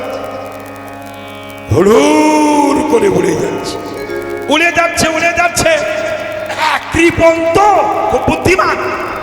যারা কৃপণ তারা কি করলে যে পয়সা সঞ্চয় হয় খুব বোঝে। তখন ভাবলো জীবনে তো ভগবানকে কিছু দেয়নি, আর খই নিয়ে যাচ্ছি মেয়ের বাড়ি, মেয়েও খেলো না, আমু খেতে পারলাম না, উড়িয়ে যখন যাচ্ছে তা ফিরি ফিরি উড়ে যাবে কেন? ওর মধ্যে বলে দি উড়ো খই গোবিন্দাই নমঃ। ব্যাস, যেই উড়ো খই গোবিন্দাই নমঃ বলেছে সেই সময় বজ্রপাতে শালা মরে গেছে। বেশ আর যেই মরে গেল ওর আত্মা জমা লয়ে গেল। যম তখন বলছে চিত্রগুপ্ত ওর ফাইলটা বার করো তো। সবার একটা করে ফাইল আছে জমালয়, কে ফেসবুকে প্রেম করছো, কে লুকিয়ে প্রেম করছো, কি সব শালা মাল ধরা পড়বে। হ্যাঁ এই ফাইল বার করেছে, দেখো তোর পাপ পুণ্য। তখন ফাইল খুঁজে খুঁজে চিত্রগুপ্ত দেখছে কোনো জায়গায় পুণ্য নাই। লাস্টের পৃষ্ঠায় একদম মাথায় লেখা আছে উড়ো খই গোবিন্দাই নমঃ। যমরাজ চিন্তায় পড়ে গেল, কত শালাদের আমি শাস্তি দিই, কত চিটিংবাজ লম্পট চরিত্রহীন মাতাল দাতাল ডাকাত চোর আমি শাস্তি দিই, কিন্তু মৃত্যুকালে উড়ো খই গোবিন্দাই নমঃ এরে কি দেব? চিন্তায় পড়ে গেছে। এই মায়েরা, তখন যমরাজ ওই উড়ো খইকে প্রশ্ন করছে। উড়ো খই যে বলেছিল, বলতে শোন, জীবনে তো ভগবানকে কিছু দিসনি, মৃত্যুকালে উড়ো খই গোবিন্দাই নমঃ বলিস, কি পাবি বল, কি চাস? ও বুদ্ধিমান বললো, তাহলে তো যমরাজ বিপদে পড়েছে। কাজ হয়েছে বলে বলছে, মহারাজ দেখুন বলতে হয় তাই বলেছি, কি পাওনা হবে সেটা জানি না, আপনার যে ইচ্ছা তাই দেন। যমরাজ চিন্তা করলো, সর্বনাশ কি করি এখন, আমি তো বুঝতে পারছি না। তো বললো, হাট ব্রহ্মার কাছে চল। দেখুন একবার উড়ো খই গোবিন্দাই নমঃ বলে কোথায় যাচ্ছে, ব্রহ্মার কাছে নিয়ে গেছে। ব্রহ্মা জয় হোক, ব্রহ্মার জয় হোক। জয় হোক। কে ব্যাপার? যমরাজ বলছে, প্রভু এই যে জীবনে কোনোদিন হরি কথা বলেনি, লোককে কিছু দেয়নি, মৃত্যুকালে উড়ো খই গোবিন্দাই নমঃ বলেছে, তোর কি পাওনা হবে আপনি একটু বলুন, আমি বুঝতে পারছি না। ব্রহ্মা বলছে, যমরাজ আমি চতুর্মুখী হরি নাম করি, কিন্তু মৃত্যুকালে গোবিন্দাই নমঃ বললে কি পাওনা হয় সেটা তো আমিও জানি না, কি হবে উপায়? উপায় কি? তখন বললে, এক কাজ করো, যে 5 মুখে নাম করে তার কাছে চলো। সে কে? শিব পঞ্চানন। যেই বলছে আবার হাট ওঠ চল, এই চল চল। তখন ওই উড়ো খই বলছে, দেখো এই একবার গোবিন্দাই নমঃ বলে এত রাস্তা হাঁটতে হবে জানলে আমি বলতাম না, আমি আর হেঁটে হেঁটে পাচ্ছি না, এই হাঁটবো আর কিন্তু পারবো না। শিবের কাছে গেছে, জয় হোক। এই যে বাবা তারকনাথের চরণের সেবা লাগে। মহাদেব বাহির হয়েছে, কি ব্যাপার? বলে এই যে উড়ো খই গোবিন্দাই নমঃ জীবনে কোনোদিন বলেনি, আজ মৃত্যুকালে বলেছে। হে পঞ্চানন, ও কি পাবে তুমি বলো? পঞ্চানন বলছে, 5 মুখে হরি নাম করছি, শ্মশানে মশানে বাস করি, সর্বঙ্গে ছাইবেতে আছি, কিন্তু মৃত্যুকালে গোবিন্দাই নমঃ বললে কি পাওনা হয় ওটা তো জানি না। তাহলে উপায় কি হবে? তখন পঞ্চানন বলল, যার নাম করেছে তার কাছে নিয়ে চলো। ব্যাস, এবার উড়ো খই বলল, আমি কিন্তু আর হেঁটে পারবো না, আমি যাব না, এই বসে পড়ে। কিন্তু যেতে তো হবে। ব্রহ্মা একটা পালকি ভাড়া করে এনেছে। পালকি চেনেন? পালকিও চেনেন না? টোটো টোটো টোটো বুঝি পালকি? না না, টোটো টোটো না, পালকি ভাড়া করে এনেছে। পালকির দুদিকে মুখ আছে, দুদিকে ফাঁকা আছে, আর উড়ো খইকে বসিয়ে নিয়েছে। দেখুন, ব্রহ্মা কাঁধে নিয়েছে, যমরাজ কাঁধে নিয়েছে, পঞ্চানন কাঁধে নিয়েছে, উড়ো খই সারা ঢুকে বসে আছে। আর ব্রহ্মা দাড়ি ঘেমে টপ টপ করে জল পড়ছে, ওই মাল কাঁধে করে নিয়ে হেঁটে যাচ্ছে। এই কষ্ট দেখে স্বয়ং ভগবান বৈকুণ্ঠ ধাম ত্যাগ করে নিজে এসে ব্রহ্মাকে ছড়িয়ে দিয়ে কাঁধে নিয়েছে, নিয়ে বৈকুণ্ঠে নিয়ে নামিয়ে দিয়েছে। নামিয়ে যেই দিয়েছে, ব্রহ্মা তখন প্রশ্ন করছে, প্রভু এ জীবনে কোনো হরিনাম করেনি, মৃত্যুকালে উড়ো খই গোবিন্দাই নমঃ বলেছে, কি পাওনা হবে তাই আপনার কাছে নিয়ে এসেছি। ভগবান বললেন, দেখলে না যে মৃত্যুকালে উড়ো খই গোবিন্দা একবার গোবিন্দ নাম উচ্চারণ করতে পারে, তোমাদের মতো ব্যক্তিরা কাঁধে করে আমার কাছে আনে, আমি বৈকুণ্ঠ ত্যাগ করে নিজে যে কাঁধে করে আমার বৈকুণ্ঠে এনে আমি তার চরণের দাস হয়ে থাকি, অন্তিম কালে গোবিন্দাই নমঃ বলতে পারি। মায়েরা, তাহলে নাম ঠাট্টা করে বলে আছে। তাই আর বিলম্ব নয়, এবার আমরা গৌর চন্দ্রিকা শেষ করে একটু পালার মধ্যে যাব। তাই গৌর চন্দ্রিকা শেষ করবার পূর্বে আরামে যে শেষ করবার প্রারম্ভে আপনাদের চরণে আমার একটা নিবেদন আছে। সারা রাত কীর্তন হবে। আমি বছর দুই আগে একবারে আসরে এসেছিলাম। আসরটার পরিবেশটা সত্যি খুব ভালো, খুব নির্জন, খুব সুন্দর পরিবেশ। আপনারাও এসেছেন, আপনাদের চরণধুলি মাথায় নিয়ে হরিকথা বলছি, আস্বাদন করুন। কিন্তু কমিটির হয়ে আপনাদের চরণে আমার একটা নিবেদন আছে। এই হরিবাসর কিংবা আপনারা নিশ্চয়ই জানেন, এই দুর্মূল্যের বাজারে এত বড় বৃহত্তম হরিবাসর, প্যান্ডেল, মাইক, লাইট, সেবা সব কিছু করে অনেক খরচ হয়। তাই আমি কমিটির হয়ে আপনাদের চরণে নিবেদন জানাচ্ছি, শ্রদ্ধেয় কর্তৃপক্ষ আপনাদের কাছে ভগবানের সেবার জন্য একটু ভিক্ষার ঝুলি নিয়ে কাছে যাবে। কৃপা করে কিছু দান করবেন। এমন দান করবেন না যাতে শব্দ হয়। শব্দ হওয়া মাল দিতে হবে না, বুঝতে পারেননি? খসখস করে এরকম মাল দেবে। তবে দুজন গেলে হবে না, গোটা 10-12 জন যেতে হবে। এই মায়েরা, এক দুজন নয়, 2-5-7 জন যাও। ওই পিছন দিক থেকে ধরো, নাহলে ওদিক তাকে আউট হয়ে যাবে। ব্যাপারটা দেখো। তাহলে কি বললেন? দয়া করে সেবার জন্য কিছু দান করবেন, ভগবান আপনাদের কৃপা করবে, জানি তাই। তাই সেই গৌর হরি নদীয়ার সুরধুনি তট দিয়ে যাচ্ছেন, এক নাগরিক গৌর হরির রূপ দর্শন করেছেন। করে বলছে, সখীরে কি হেরিলাম অপূর্ব গোড়াগুলো নিধি, কত চাঁদ নিগড়িয়া নিরমিল ওগারই শোধা জানো ওরা মুখের হাসি, সুধা যেন গোরা মুখে হাসি, সুধা যেন গড়া মুখের হাসে, সুধা যেন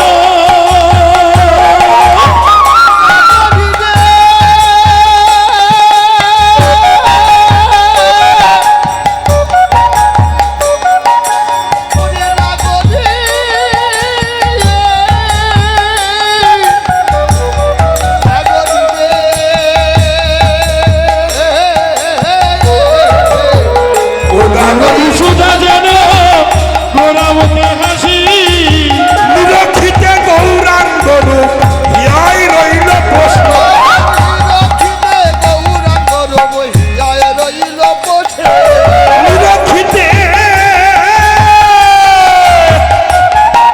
গৌরাঙ্গ রূপ হিয়াই রইল প্রশ্ন, গৌরাঙ্গ রহিয়ায় রইল বসে, মনে আনে অভিলাষ কিছু নাহি মোর,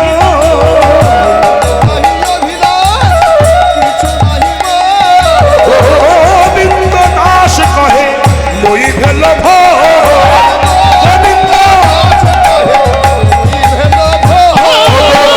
গোবিন্দ দাস কহে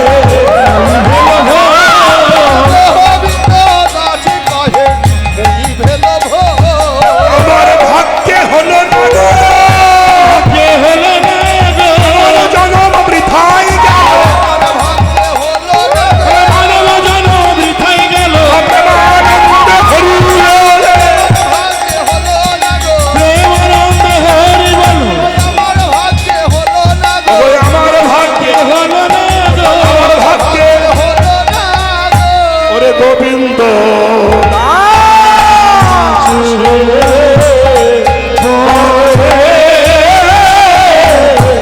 এইবার লীলা গোবিন্দ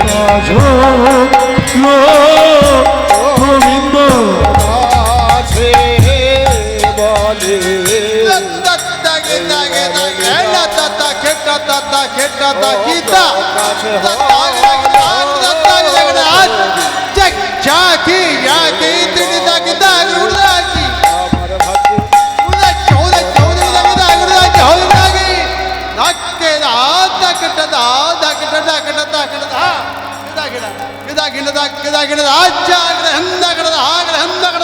अंदा ना खटता के जिनी ना के जिनी दही औता खटता के जिनी ना के जिनी दही या धोकड़ता के जिनी दही या धोकड़ा निकलता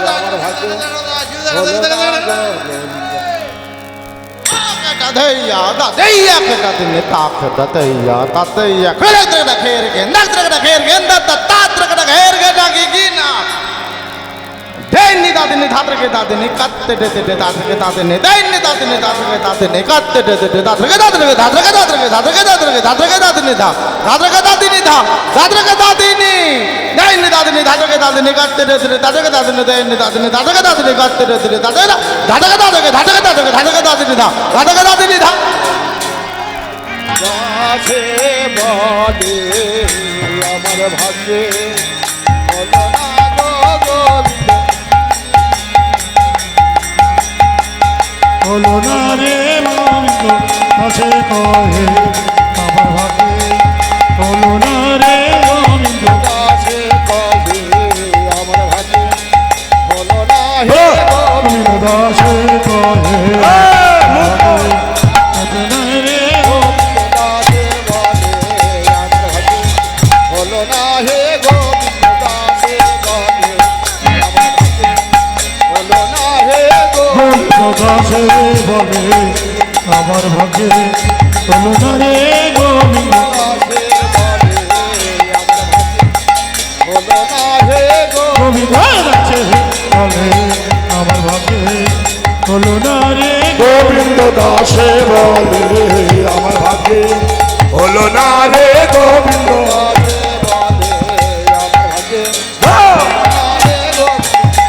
গোবিন্দ দাসে বলে গোবিন্দ দাসে বলে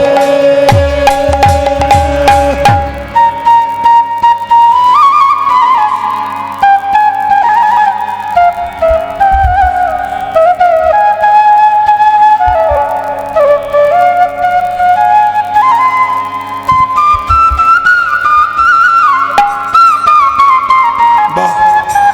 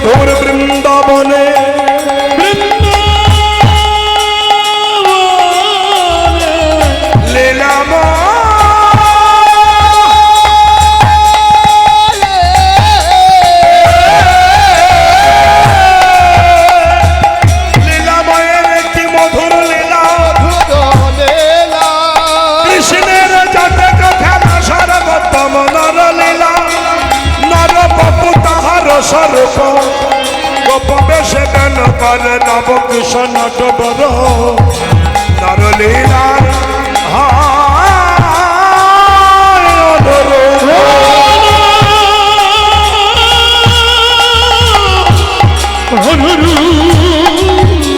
এখানে সবার চরণে আমি করি কোটি নমস্কার সবে মিলে চরণ ধুলি দেহ মস্তকে আমার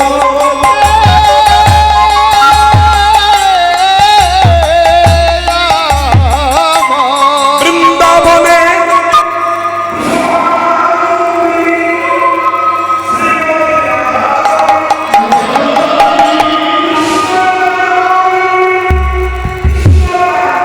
শিরোমণি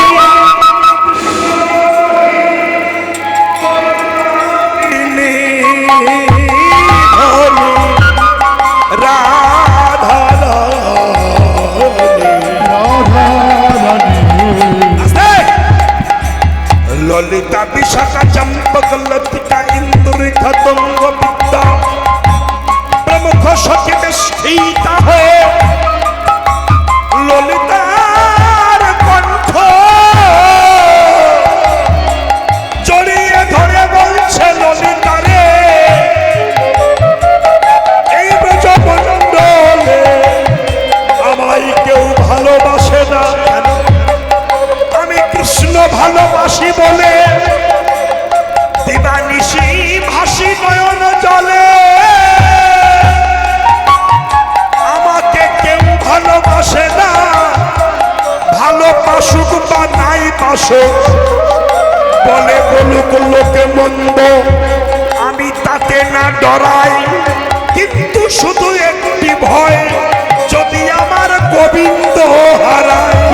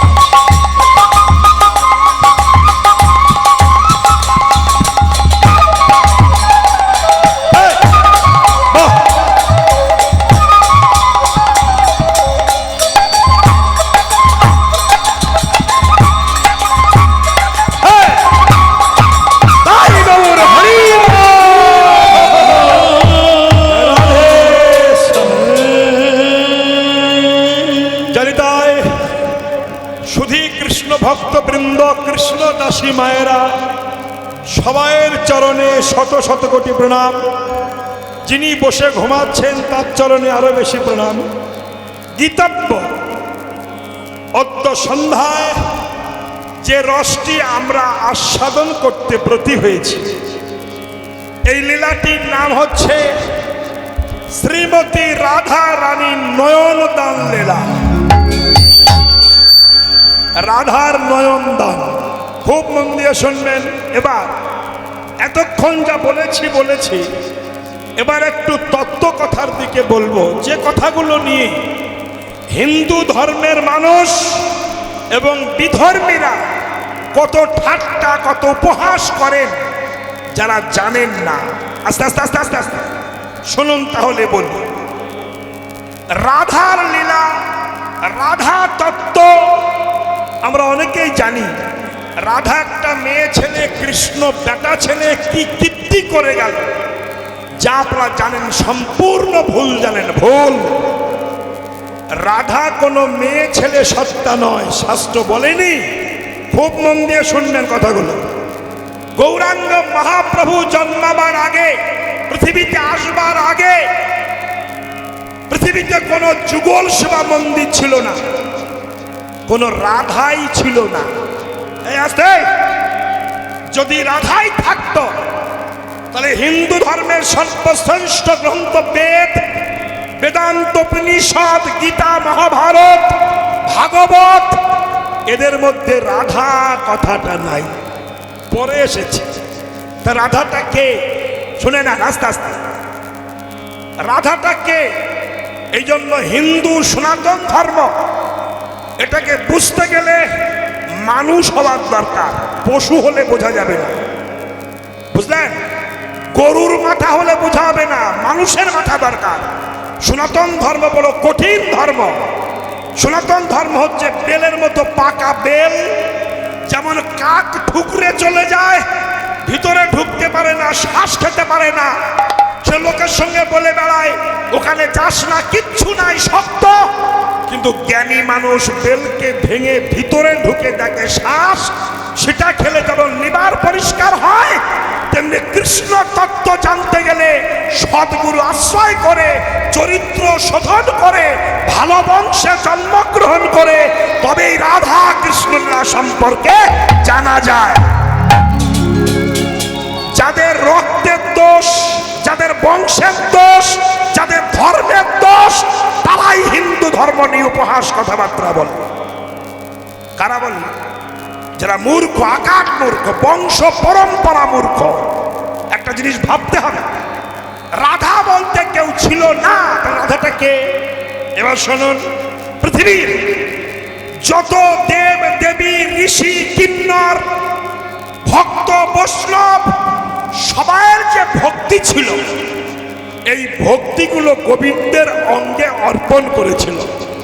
এবার সমস্ত দেব দেবী, কিন্নর, ঋষি, সবা বৈষ্ণব, সবাইয়ের ভক্তি গোবিন্দের অঙ্গে, যে গোবিন্দ সেই ভক্তিটাকে ডেলা পাকিয়ে বাম অঙ্গ থেকে লাহাদিনী সম্পদ শক্তি শ্রীমতী রাধাকে সৃষ্টি করেছিলেন। ইনি হলেন লাহাদিনী শক্তি, মানে ভক্তিযুক্ত শক্তি রাধা। এই জন্য এই রাধার একটা মূর্তি করে ভগবানের বামে দেওয়া হয়েছে। আরো ক্লিয়ার করে বলে শুনুন, যেমন আরজিকারে একটা মেয়ে ধর্ষিতা হয়ে তাকে কুকুরের মতো ছিঁড়ে ছিঁড়ে খেয়েছিল, যে মেয়েটির নাম আমরা শুনেছিলাম অভয়া, তাই না? সে কিন্তু মরে গেছে, পুড়ে গেছে, কিন্তু কোটি কোটি মানুষের আবেগের একটা মূর্তি আজও আরজিকারে আছে। তার মূর্তি পুতুল রূপে রেখে তার গলায় মালা দিয়ে অভয়া বলে পূজা করছে, কিন্তু ওটা তো অভয়া নয়, সে তো পুড়ে গেছে। তাহলে এটা কে? এটা হলো কোটি কোটি মানুষের হৃদয়ের আবেগের মূর্তি। ঠিক তেমনি রাধা যে কৃষ্ণের বামে আছে, ওটা মেয়ে ছেলে নয়, ওটা সাধুগুরু বৈষ্ণব দেবদেবীর যে কিন্নর ঋষির ভক্তি, ওই ভক্তিটা কৃষ্ণের বামঙ্গ থেকে ভক্তিযুক্ত শক্তি বহির্প্রকাশ হয়ে ওটাকে প্রকৃতির রূপ দিয়ে কৃষ্ণের বামে বসানো হয়েছে। লাহাদিনী শক্তি রাধা, শ্রীমতী, শ্রীমতী মানে মেয়ে ছেলে নয়, শ্রী শব্দে সুন্দর মতি, যার মতি কৃষ্ণ চরণে গেছে তাকে বলা হয় শ্রীমতী রাধা। ও আরাধয়তি সা রাধা, যিনি আরাধনা করেন তিনি হলেন রাধা। আমি আরো ক্লিয়ার করে বলছি, পৃথিবীতে হিন্দু সনাতন ধর্ম সর্বপ্রথম পৃথিবীর শ্রেষ্ঠ ধর্ম। কেন প্রমাণ? আস্তে আস্তে মন দিয়ে শুনুন। আজ পৃথিবীর কিছু শিয়াল কুকুর ছিঁড়ে ছিঁড়ে খাচ্ছে, তাদের যেমন চরিত্র অপবিত্র চরিত্র, তেমনি হিন্দু ধর্মকে অপবিত্র করবার চিন্তা ভাবনা নিয়ে শিয়াল কুকুরের মতো ছুটে ছুটে বেড়াচ্ছে। এরা ইতিহাস জানে না, পড়ে না, বোঝে না। আপনি তাকিয়ে দেখুন, পৃথিবীতে যত দেব দেবী, যত নদী, যত নালা, যত পুষ্করিণী, যত আকাশ বাতাস জল, যত সূর্য চন্দ্র, সবাই সব সনাতন ধর্মের পূজিত দেবতা। চলে যান প্রত্যেকটা নদীর কাছে, প্রত্যেকটা নদী সনাতন ধর্মের নামে। কাবেরী, গঙ্গা, যমুনা, সরস্বতী, সব নদী সব সনাতন ধর্মের নামে। পাহাড়গুলো যান, ভাগীরথী, সব। এবার পাহাড়গুলো যান, সমস্ত পাহাড়, পৃথিবীর সর্বশ্রেষ্ঠ পাহাড় হলো হিমালয় পর্বত। এই হিমালয় ছিল দুর্গার বাবা, সেও সনাতন ধর্মের পূজিত দেবতা। সূর্য, এটা হিন্দুর পূজিত দেবতা। এই জন্য আমাদের সূর্যকান্ত নাম পাওয়া যায়, তাই না? সূর্য পূজিত, চন্দ্র পূজিত, আকাশ জল বাতাস সবাই পূজিত। অতএব এবার আপনি, আজ হচ্ছে শনিবার, শনিবার থেকে আগামী শনিবার পর্যন্ত গুনে যান। শনি, রবি, সোম, মঙ্গল, বুধ, বৃহস্পতি, শুক্র, প্রত্যেকটা গ্রহ সনাতন ধর্মের গ্রহ, তাই না? ভুল বলছি নাকি? প্রত্যেকটা দিন সনাতন ধর্মের সঙ্গে লেখা। এগুলো বুঝবেন না? বুঝি না মূর্খের মতো। কথা বলি শুনুন, সনাতন ধর্ম নিয়ে যারা উল্টো পাল্টা কথা বলে, তাদের বংশ পরিচয় খোঁজ করে দেখবেন, ওদের বংশ পরম্পরা মূর্খ, আর মূর্খ বংশে জন্মগ্রহণ করে সবাইকে মূর্খ ভাবে। কিন্তু প্রকৃত জ্ঞানী যারা কোনো ধর্মকে অপমান করে না, তারা যদি কোনো বংশের রক্ত পবিত্র হয়, কোনো বংশের রক্ত যদি কুরক্ত না থাকে, সে কোনো ধর্মকে অপমান করবে না। কিন্তু যদি কোনো বংশের রক্ত খারাপ হয়, তারাই অন্যান্য ধর্মকে অপমান করে নিজের ধর্মকে সাকসেস। অনেক কিছু জানার আছে বাবা, জানো আমরা বুঝি না। দুপাড়া লেখাপড়া শিখে মনে করি I M A royal Bengal tiger. তাহলে রাধাটা কোনো মেয়ে ছেলে নয়, রাধা হলো ভক্তি মহারানী। এই ভক্তি মহারানী সখীদের সঙ্গে বলছে, সখীরে আমার যখন জন্ম হলো, এই মায়েরা, ভাবের ঘরের বস্তু অনেক কিছু হয়। যদি আপনার মধ্যে ভাব থাকে, বিশুদ্ধ ভাব, এই ভাবের বস্তুটা কেমন একটু বলি শুনুন। নারদ নদী পার হয়েছে, খুব মন দিয়ে শোন মায়েরা, নদী পার হয়েছে। যখন নদী পার হলো, পার হয়ে নেমে গেছে, মাঝি বলছে, ঋষি আমাকে টাকা দাও। নারদ বলছে, আমার কাছে টাকা নাই। তা তুমি টাকা দেবে না, তোমার টাকা কে দেবে? তখন নারদ যুক্তি দিল মাঝিকে, আচ্ছা মাঝি, তুমি তো নৌকা পাও, একটা নৌকা যে কাঠটা দিয়ে পেয়ে যাও, ওর নাম কি? আপনারা কি বলেন? ওই যে বাইচ, ওর নাম কি বলুন? হ্যান্ডেল, স্টাইরিং, ওর নাম কি? বৈঠা, বৈঠা, বৈঠা তো ওই যে হাল বলে, হাল, হাল, হাল, হাল, হাল, বৈঠা। আসতে তা নারদ বললো, শোনো, তুমি যে নৌকাটা পাইছো, মায়েরা শুনলেন কথাগুলো মন দিয়ে। ভাবের ঘরের বস্তু কি হয় দেখুন, ভাব, মহাভাবের পরিণতি রাধারানী, এর ভাবের গল্পটা বলছি আমি। তা নারদ বললো, শোনো, যে বৈঠা তুমি নৌকা পাও, দেখো তো হাতে মেপে কত হাত। তা মেপে দেখলো 10 হাত। তখন নারদ বলল, ওই 10 হাত একটা শাড়ি কাপড় জড়াও, জড়িয়ে মাথা দিকে ঘুমটা মতো দাও, একটু সিঁদুর দাও, দিয়ে এক জায়গায় রেখে গলায় কাপড় দিয়ে চোখের জল ভাসিয়ে ডাকো, হে 10 হেতে, হে 10 হেতে, হে 10 হেতে দেখা দাও। 10 হেতে মানে কে বলুন? 10 হেতে মানে কে? মরণ কথা জানেন? শুধু ঘুমাবো। হ্যাঁ, 10 হেতে মানে দুর্গা, দুর্গতি নাশিনী মা। নারদ বলছে বলো, গলায় কাপড় দিয়ে বলে, হে 10 হেতে দেখা দাও, হে 10 হেতে দেখা দাও। নারদের দেওয়া কথা মাঝির আত্মবিশ্বাসে সেই দাঁতটা 10 হেতে নৌকায় বাউ বৈঠা একটা শাড়ি পরিয়ে কুচিয়ে মাথা দিকে একটু ঘোমটা মতো দিয়ে একটু সিঁদুর লাগিয়ে বসে গলায় কাপড় দিয়ে চোখের জল ভাসিয়ে বলছে, হে 10 হেতে দেখা দাও, টাকা দাও, দেখা দাও, টাকা দাও। দুর্গা মনে করে শালা কে রে আমারে 10 হেতে, তো জীবনে এর নাম শুনিনি। 10 হেতে 10 হেতে ঘুরে ডাকে। ডাক যখন হয়েছে তো 10 হেতে যত যেই ডাকছে অমনি 10 হেতে দুর্গা, দুর্গতি নাশিনী মা এসে দাঁড়িয়েছে। জয় হো,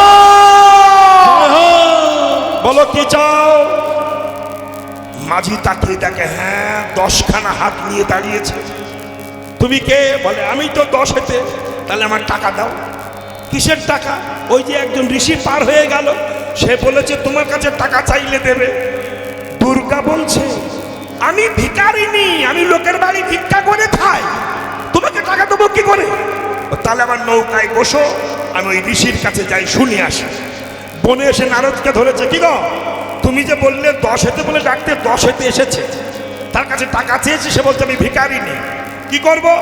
নারদ তখন বলছে, এবার ওই 10 হেতের কাছে যে বল 10 হেতের একটা গুরু আছে, ওই গুরুকে ডেকে আনতে।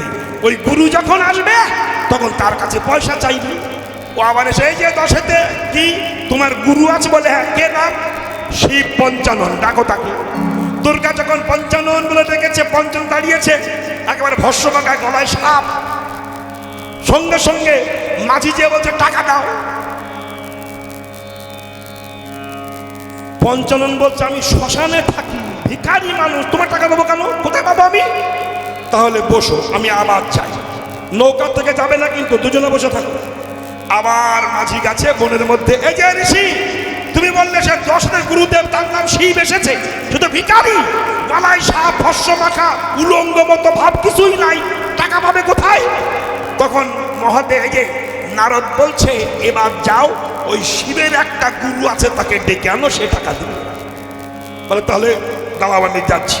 আবার এসে শিবকে বলছে, পঞ্চানন শিব তোমার নাকি গুরু আছে? বলে কি নাম? বলে কৃষ্ণ ভগবান। দেখো আবেগ ভাবের বস্তু। তখন শিব ডেকেছে, হে কৃষ্ণ দয়াময়, এসে দেখা দাও। অমনি কৃষ্ণ বাঁশি নিয়ে এসে দাঁড়িয়েছে। আর মাঝি বলছে টাকা দাও। কৃষ্ণ বলছে, আমি তাই চুরি করে খাই, তোরে দেবো কোথা থেকে? আমার কাছে নাই। তাহলে নৌকায় বসো, আমি আবার যাই। আবার ঋষির কাছে এসে সে এসেছে, শিবের গুরু, হাতে বাঁশি, তার নাম কৃষ্ণ, সে নাকি ভিক্ষা করে খায়, কিছুই নাই। বলে এইবার যাও, ওই কৃষ্ণের একটা গুরু আছে, তাকে ডেকে নিয়ে আসতে বলো। নারদ এসে কৃষ্ণকে বলছে, তোমার নাকি গুরু আছে? বলে হ্যাঁ। কি নাম? শ্রীমতী রাধা ঠাকুরানী, ডাকো রাধাকে। কৃষ্ণ ডাক দিয়েছে, হে রাধে, হে করুণাময়ী, হে কৃষ্ণ কান্তা শিরোমণি, কৃষ্ণ সুখদায়িনী, হে রাধে তুমি কৃপা করো। যেই ডাক দিয়েছে রাধারানী এসে দাঁড়িয়েছে। আর ওই মাঝি যে বলছে টাকা দাও। রাধা বলছে, ও চুরি করে, আমি খাই, আমি পাবো কোথায়? তা 4 জনে আমার নৌকায় বসো, কেউ যেন যেও না। নারদ এই মাঝি বনে যেয়ে দেখে নারদ দাঁড়িয়ে আছে বেহালা হাতে। কত ঋষি 4 জনে এসেছে, এর গুরু, তার গুরু, লাস্টে রাধা কৃষ্ণ এসেছে। তারা কোথায়? বলে তোমার আমার নৌকায় বসিয়ে রেখেছি, চলো। নারদ চিন্তা করছে, সত্যি নাকি? বলে হ্যাঁ। নারদ ছুটতে ছুটতে এসে দেখে মাঝির নৌকায় শিব, দুর্গা, রাধা কৃষ্ণ যুগলে বসেছে। তখন নিজের বেহালাটা মাটিতে রেখে নারদ মাঝির পায়ের তলে লুটিয়ে পড়ে বলছে, মাঝি রে, সারা জীবন বিহালায় কৃষ্ণ নাম করে তার দর্শন হলো না, তুই 10 হেতে করে রাধা কৃষ্ণ দর্শন হলো, পরম বৈষ্ণব আমার শিবের দর্শন হলো, আমার ভাগ্য হলো না। ওরে মাঝি, মানুষ যদি আত্মবিশ্বাসে, ভাবের আবেগে হাত হয় আসে আসে, এটা ভাবের মূর্তি। তাই রাধা রানী হচ্ছেন ভাবের মূর্তি, কোনো মেয়ে ছেলে নয়, ছোট্ট একটা বাচ্চা ভাবের মূর্তি। তার জন্ম হলো কোথায়? কৃষ্ণের বাম অঙ্গ থেকে। এইবার বলি, যখন জন্মালো তখন ছিল অন্ধ। মানুষ যখন জন্মায় তখন তার বিবেক থাকে অন্ধ, জ্ঞান থাকে অন্ধ। রাধা জন্মালো, সে হলো অন্ধ। এই কথাটা সখীদের সঙ্গে রাধা রানী বলছে, সখীরে যেদিন আমারও জন্ম হইল, আমারও জন্ম হইল, ললিতারে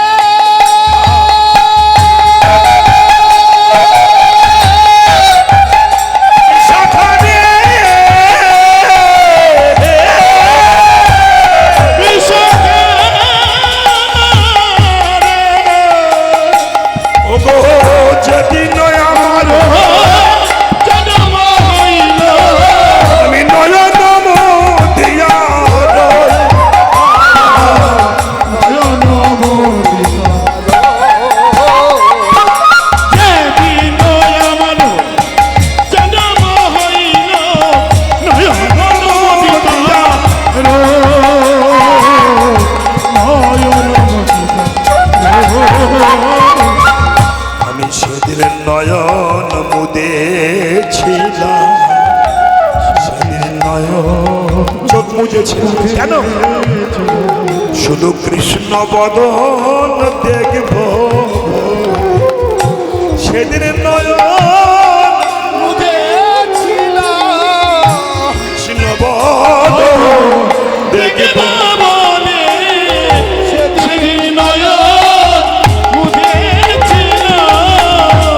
কৃষ্ণ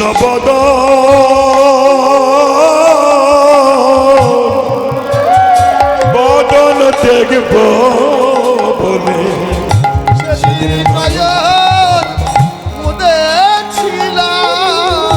আস্তে আস্তে আস্তে আস্তে দেখুন, শিশু কন্যা, ছোট্ট বাচ্চা মেয়ে, একটুখানি বাচ্চা, আস্তে হরে কৃষ্ণ। সেদিন বুঝেছিলাম কেন কৃষ্ণ বদন, একটুখানি বাচ্চা জ্ঞান দিচ্ছে। হে জগতের জীব, চোখখানা পেয়েছো, চোখ দুটি পেয়েছো, শুধু ভিডিও, সিনেমা এবং ফেসবুক দেখার জন্য নয়। এই চোখ দিয়েছে ভগবান কৃষ্ণ বদন দেখবার জন্য, মুখ দিয়েছে কৃষ্ণ বলবার জন্য, কান দিয়েছে কৃষ্ণ কথা শুনবার জন্য, হাত দিয়েছে বৈষ্ণবের পদধূলি নেওয়ার জন্য, আর চরণ দিয়েছে তীর্থক্ষেত্রে ভ্রমণ করবার জন্য। সেটাই যদি না হলো তাহলে কি হবে? এই যে বাবা শুনুন, সন্তানের কাজ মামা বলে ডাকা, খুব শুনুন। সন্তান মামা বলে কাঁদবে এক জায়গায় শুয়ে পড়ে, সন্তানের কান্না শুনে মা যেমন ছুটে এসে খেতে দেয়, তেমনি ভক্ত এক জায়গায় বসে হা ভগবান ভগবান বলে কাঁদবে। সন্তানের কান্না শুনে মা যেমন ছুটে আসে, তেমনি ভক্তের মুখের কৃষ্ণ নাম শুনে ভগবান ভক্তের কাছে ছুটে আসেন।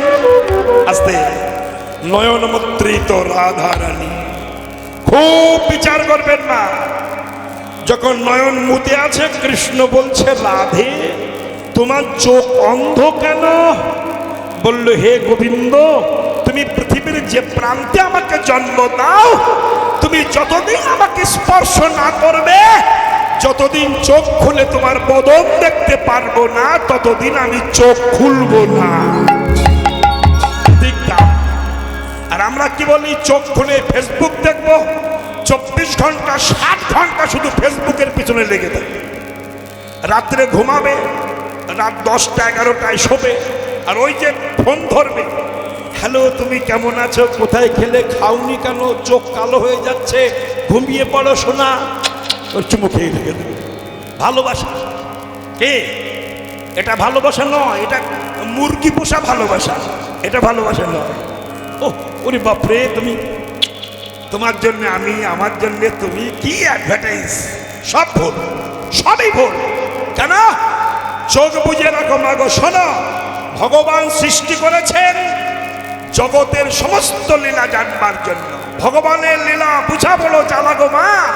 ভগবানের লীলা মূর্খে বোঝে না, তত্ত্ব মূর্খেরা বোঝে না। এই জন্যই যারা মূর্খ তারা শাস্ত্র নিয়ে তর্ক করে, জ্ঞানীরা করে না। বিশ্বাসে মিলায় বস্তু। এরপরের কথাটা কি? তর্কে বহুদূর।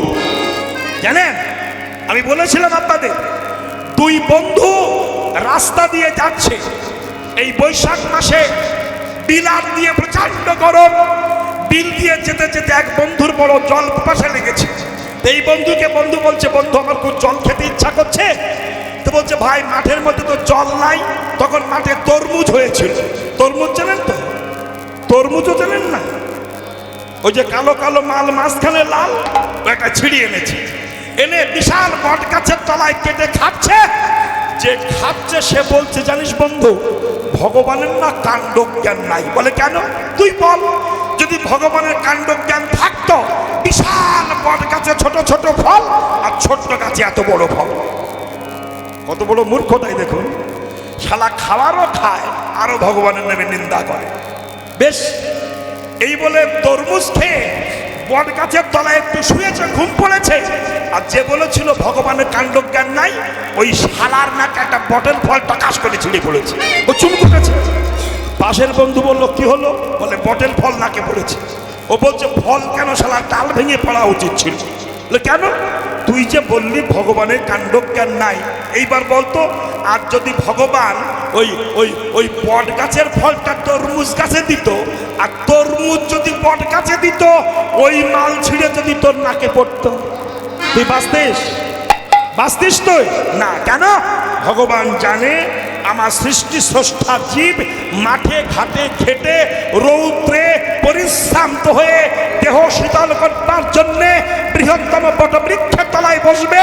ওই গাছে যদি বড় ফল দিই, ওই ফল ভক্তের মাথায় পড়ে, আমার ভক্ত কত ব্যথা পাবে। তাই যে বড় গাছে ছোট ফল দিয়ে নিতাই গৌর হরিবল বলে আমি ভক্তের সেবা করে গিয়েছি।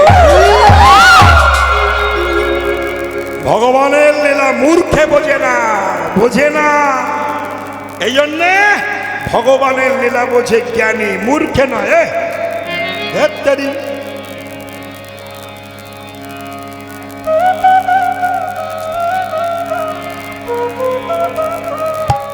তো যাই হোক,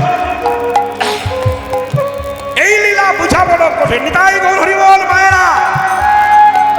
তাই সখিরে আমার নয়ন মুদ্রিত, আমি এই নয়ন খুলবো না। কবে খুলবো? কৃষ্ণ দর্শন যখন হবে। এইবার আস্তে আস্তে লাহাদিনী শক্তি পড়ে আছেন, ব্রহ্মা কোলে নিয়ে পদ্ম ফুলের মধ্যে রেখে দিয়েছে রাধাকে, শক্তিকে, ভক্তিকে। আস্তে আস্তে আস্তে আস্তে আস্তে কথা বলবেন না কেউ। এইবার যদি রাধাকে পেতে চান, রাধাকে ধরে যদি কৃষ্ণের কাছে যেতে চান, তাহলে পদ্মে শরণাগত হন। কেন? পদ্মের মধ্যে রাধা আছে, ব্রহ্মা রেখে দিয়েছে। ওই পদ্মের কাছে যাও, তবেই তুমি রাধাকে পাবে, নইলে পাবে না। বাবা, আমরা সেটা ত্যাগ করে গেছি। কোথায় ভগবান আছে সেটা বুঝি না। শুনে নেন, এক জায়গায় যাত্রা পালা হবে, যাত্রা লীলা হবে। পালা কি বললাম? কি বললাম বলুন? যাত্রা পালা হবে। কিন্তু যাত্রার যে রাজা হবে, সে রাজা, সে নায়ক আসেনি, সে প্লেয়ার আসেনি। টিকিট কাটা যাত্রা, লোক ঝামেলা করছে যে যাত্রা শুরু করো, কিন্তু সারা সে তো নায়ক আসেনি। যে রাজা হবে সে রাজা আসেনি। তখন কমিটিকে বললো, আপনাদের গ্রামে রাজার পাঠ করতে বেশ নাদোষ নদোষ চেহারা, দেখতে ভালো, ধরে আনতে পারেন? বলে একজন আছে আকাট, মূর্খ, জোন খেটে খায়, কিন্তু দেখতে ভালো, পরিষ্কার টুকটুক। বলে ধরে আন। ওরে ধরে এনেছে। এনে গ্রিন রুমে যে জ্ঞান দিচ্ছে, শোনো ভাই, আমাদের রাজা আসেনি, তুমি তো রাজার পাঠ বোঝো না। তা তুমি স্টেজে উঠবে, রাজা সাজিয়ে দেবো, তরবারি থাকবে, শুধু স্টেজে উঠে বলবে, আমি দেশের রাজা, আমার কি নাই, পৃথিবীর সব কিছুর মালিক আমি, শুধু এইটা বলবে। ব্যাস, ও গ্রিন রুম থেকে রাজা সেজেছি বলে সাজিনি, রাজা সেজে রাজমুটুক পরে একটা দারুণ চকচকে হয়ে ওই তরবারি স্টেজে উঠে আমি রাজা, আর ওর বউ শালা ভিখারির বউ জন খেটো খাবুর বউ, ও সামনে বসে যাত্রা শুনছে আমার পর রাজা হবে। সামনে বসেছে আর ওর স্বামী রাজা সেজে স্টেজে উঠেছে, উঠেই তরবারি তুলে বলছে আমি পৃথিবীর রাজা, আমি দেশের মালিক, আমার কি নাই, আমার কোটি কোটি টাকার মালিক, আমার ঐশ্বর্য আছে, 20 বাড়ি আছে। বউ তখন উঠে বলছে বাজে কথা মোটেই বলো না, ঘরে এক মুঠো চালও নাই। ওর বর বলছে তুই চুপ কর শালি, চুপ কর বস, বাজে কথা এত লোকের মাঝখানে বলো না, তোমার চরিত্র নষ্ট করো না। ক্লাবের ছেলেরা এসে ধরে বলছে কাকিমা ও রাজা হয়েছে, রাজা তো না পাঠ করছে, বোঝো না কেন আমার স্বামী উল্টো পাল্টা বলবে, ও তো রাজা নয়, মিথ্যা কথা বলছে কেন, আমার এই আছে সে আছে। তখন 500 টাকা দিয়েছে, বলছে কাকিমা 500 টাকা দিচ্ছি, চুপ করো, তোমার স্বামী যা করে করুক। বলছে 500 টাকা দিলে হবে না, মাসে মাসে 1000 টাকা করে দিতে হবে, তাহলে আমার স্বামী যা করে করুক, আমার দরকার নাই, 1000 টাকা হেলেই হবে। এইবার কমিটি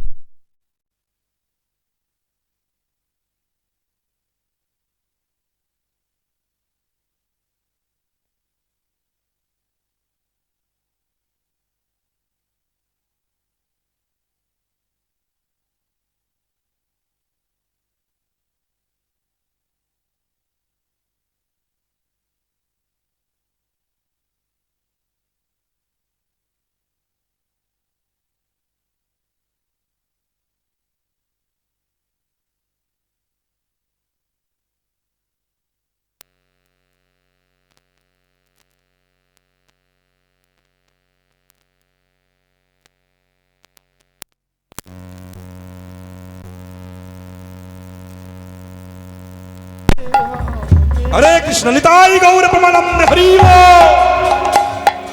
তাইতে আমরা শুধু অর্থের দিকে তাকিয়ে বসে আছি, কিন্তু ভগবানের নাম করছি না।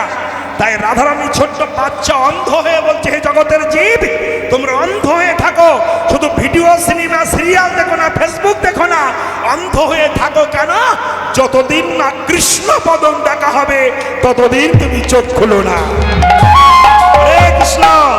তাই তো আমরা ছোটবেলায় পড়েছি, 1 চন্দ্র 2 পক্ষ 3 কি, 3 নেত্র, নেত্র মানে কি চোখ, তাহলে এই দুখানা চোখ, চোখ আর একটা এখানে আছে, যে চোখ দিয়ে গোবিন্দ দেখা যায়। এই চোখটা ফোটে কখন? যখন গুরুর কাছে দীক্ষা নেওয়া হয়, গুরু কৃপায় এই চোখ ফোটে, তখন ভগবান দর্শন হয়। তাই ব্রহ্মা রাধাকে নিয়ে পদ্ম ফুলের মধ্যে রাখলো, আর বৃষভানু রাজা স্নান করতে এসে রাধা রানীকে পদ্মের মধ্যে পেয়েছে।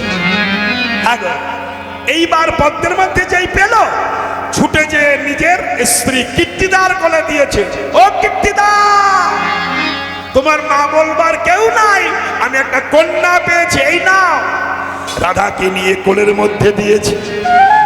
রাধা রানী বলছে সখী রে, আমার মা যখন আমাকে কোলে নিয়েছে, নিয়ে যখন নবনী মুখে দিতে গেছে, আমার যে চোখ অন্ধ তা তো মা জানে না। এইবার জানলো, জননী যখন মুখে ক্ষীর দিতে গেল, তখন দেখলো আমার চোখ অন্ধ। জননী আমারও দিতে ক্ষীর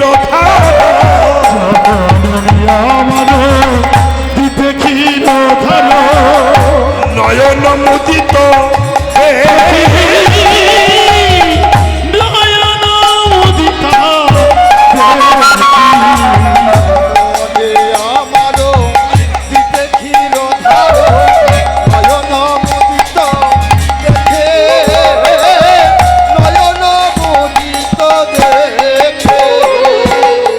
করি হাহাকার, জননী আমার, জননী আমার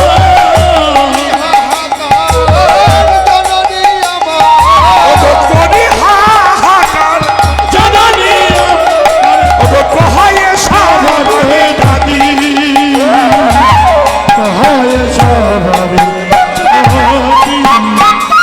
তোমরা এসে দেখে যাও হে। দেখো আমার রাধার নয়ন নাই গো,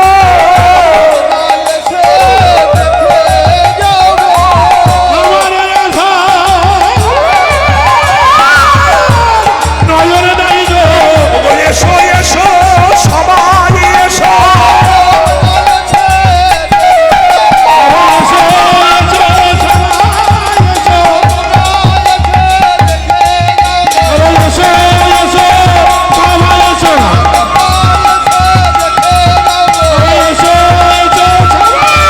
একবার প্রেমানন্দ হরি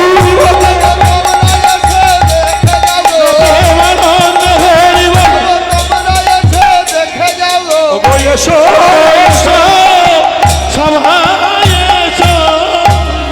জয় রে। আরে ওনাকে একটু ধরুন না আপনারা, এই একটা লোক সারাক্ষণ তো চালাচ্ছে, দেখতে পাচ্ছে না কেউ।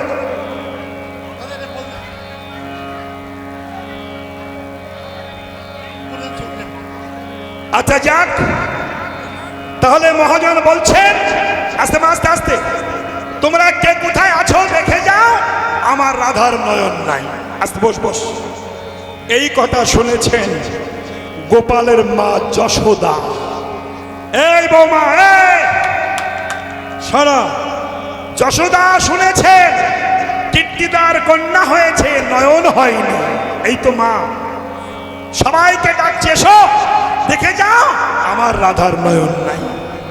মা গো, একটা ছোট্ট কথা আমি আপনাদের বলি, শুনে যান।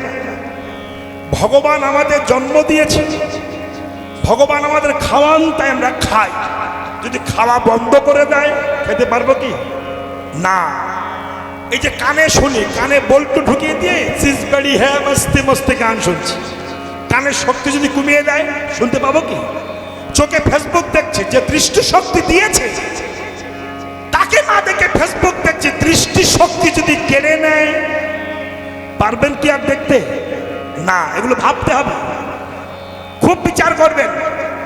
আমরা নার্সিংহোমে ভর্তি হই 10 দিন, 10 দিন নার্সিংহোমে ভর্তি হয়ে থাকবো। 10 দিন নার্সিংহোমে আমাদের কি দেবে? অক্সিজেন দেবে। অক্সিজেন মুখে ঠুসি পরিয়ে হাওয়া দেয়, দম, বাতাস, অক্সিজেন। এইবার 10 দিনে ডাক্তার 10,000 টাকার একটা প্রেসক্রিপশন ধরিয়ে দেয়, যে 10 দিনে আপনার অক্সিজেনের দাম 10,000 টাকা হয়েছে। বিচার করুন তো এবার, 10 দিনে যদি অক্সিজেনের দাম 10,000 টাকা হয়, তাহলে জন্ম থেকে মৃত্যু পর্যন্ত যার অক্সিজেনে বেঁচে আছি তাকে ক টাকা দিয়েছি? কেউ ভাবি না। যে বদনে কুখাদ্য খায়, মাছ মাংস সরগরু পেঁয়াজ রসুন সব খায়, সেই বদনে এত টাকা ব্যয় করতে পারি, কিন্তু সেই বদন দিয়ে কবার কৃষ্ণ কথা বলতে পারি?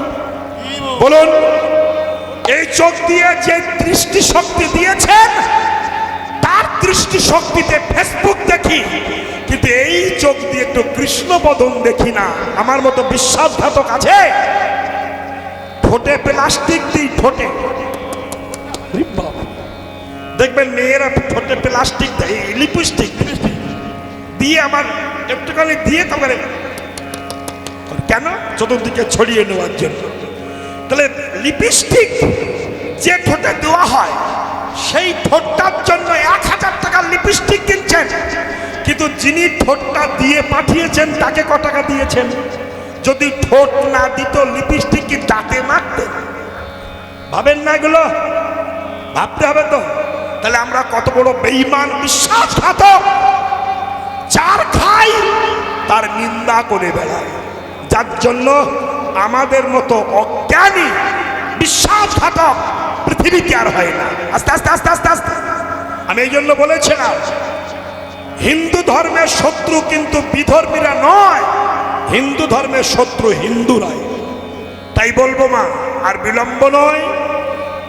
স্বধর্মে নিধনং শ্রব, পরধর্ম ভয়াবহ। সবসময় একটা কথাই বলতে হবে, পঞ্চ পাণ্ডবের কেউ ছিল না, কৃষ্ণ ছিল, তাই পঞ্চ পাণ্ডব জিতে গেল। কিন্তু এদের অনেক ছিল, জিতলো না। তাই বলবো কার কখন চলে যেতে হবে বলা যাবে না। পিছনে এক মা বসে আছেন, আমার একটা কাপড় দিয়েছেন। এই কাপড়টা ওনার ছেলে, নাম কি যেন? বাপন নস্কর। বাপন। হ্যাঁ, বাপন নস্কর। বাপন নস্কর। আমার বলতেও খুব দুঃখ লাগছে, ওনার লায়েক ছেলে 17-18 বছরের ছেলে কিছুদিন হলো ইহলোক থেকে গোবিন্দ চরণে চলে গিয়েছেন। তাই তার মা একটি কাপড় দিয়ে আমাকে বললেন, বাবা আপনি একটু আশীর্বাদ করবেন আমার সন্তানের আত্মা যেন গোবিন্দ চরণে পৌঁছায়। তাই আপনারাও আশীর্বাদ করবেন, তাই গৌর হরিবল, যেন তার সন্তানের আত্মাটা গোবিন্দ পরমাত্মার সঙ্গে বিলীন হয়ে যায়।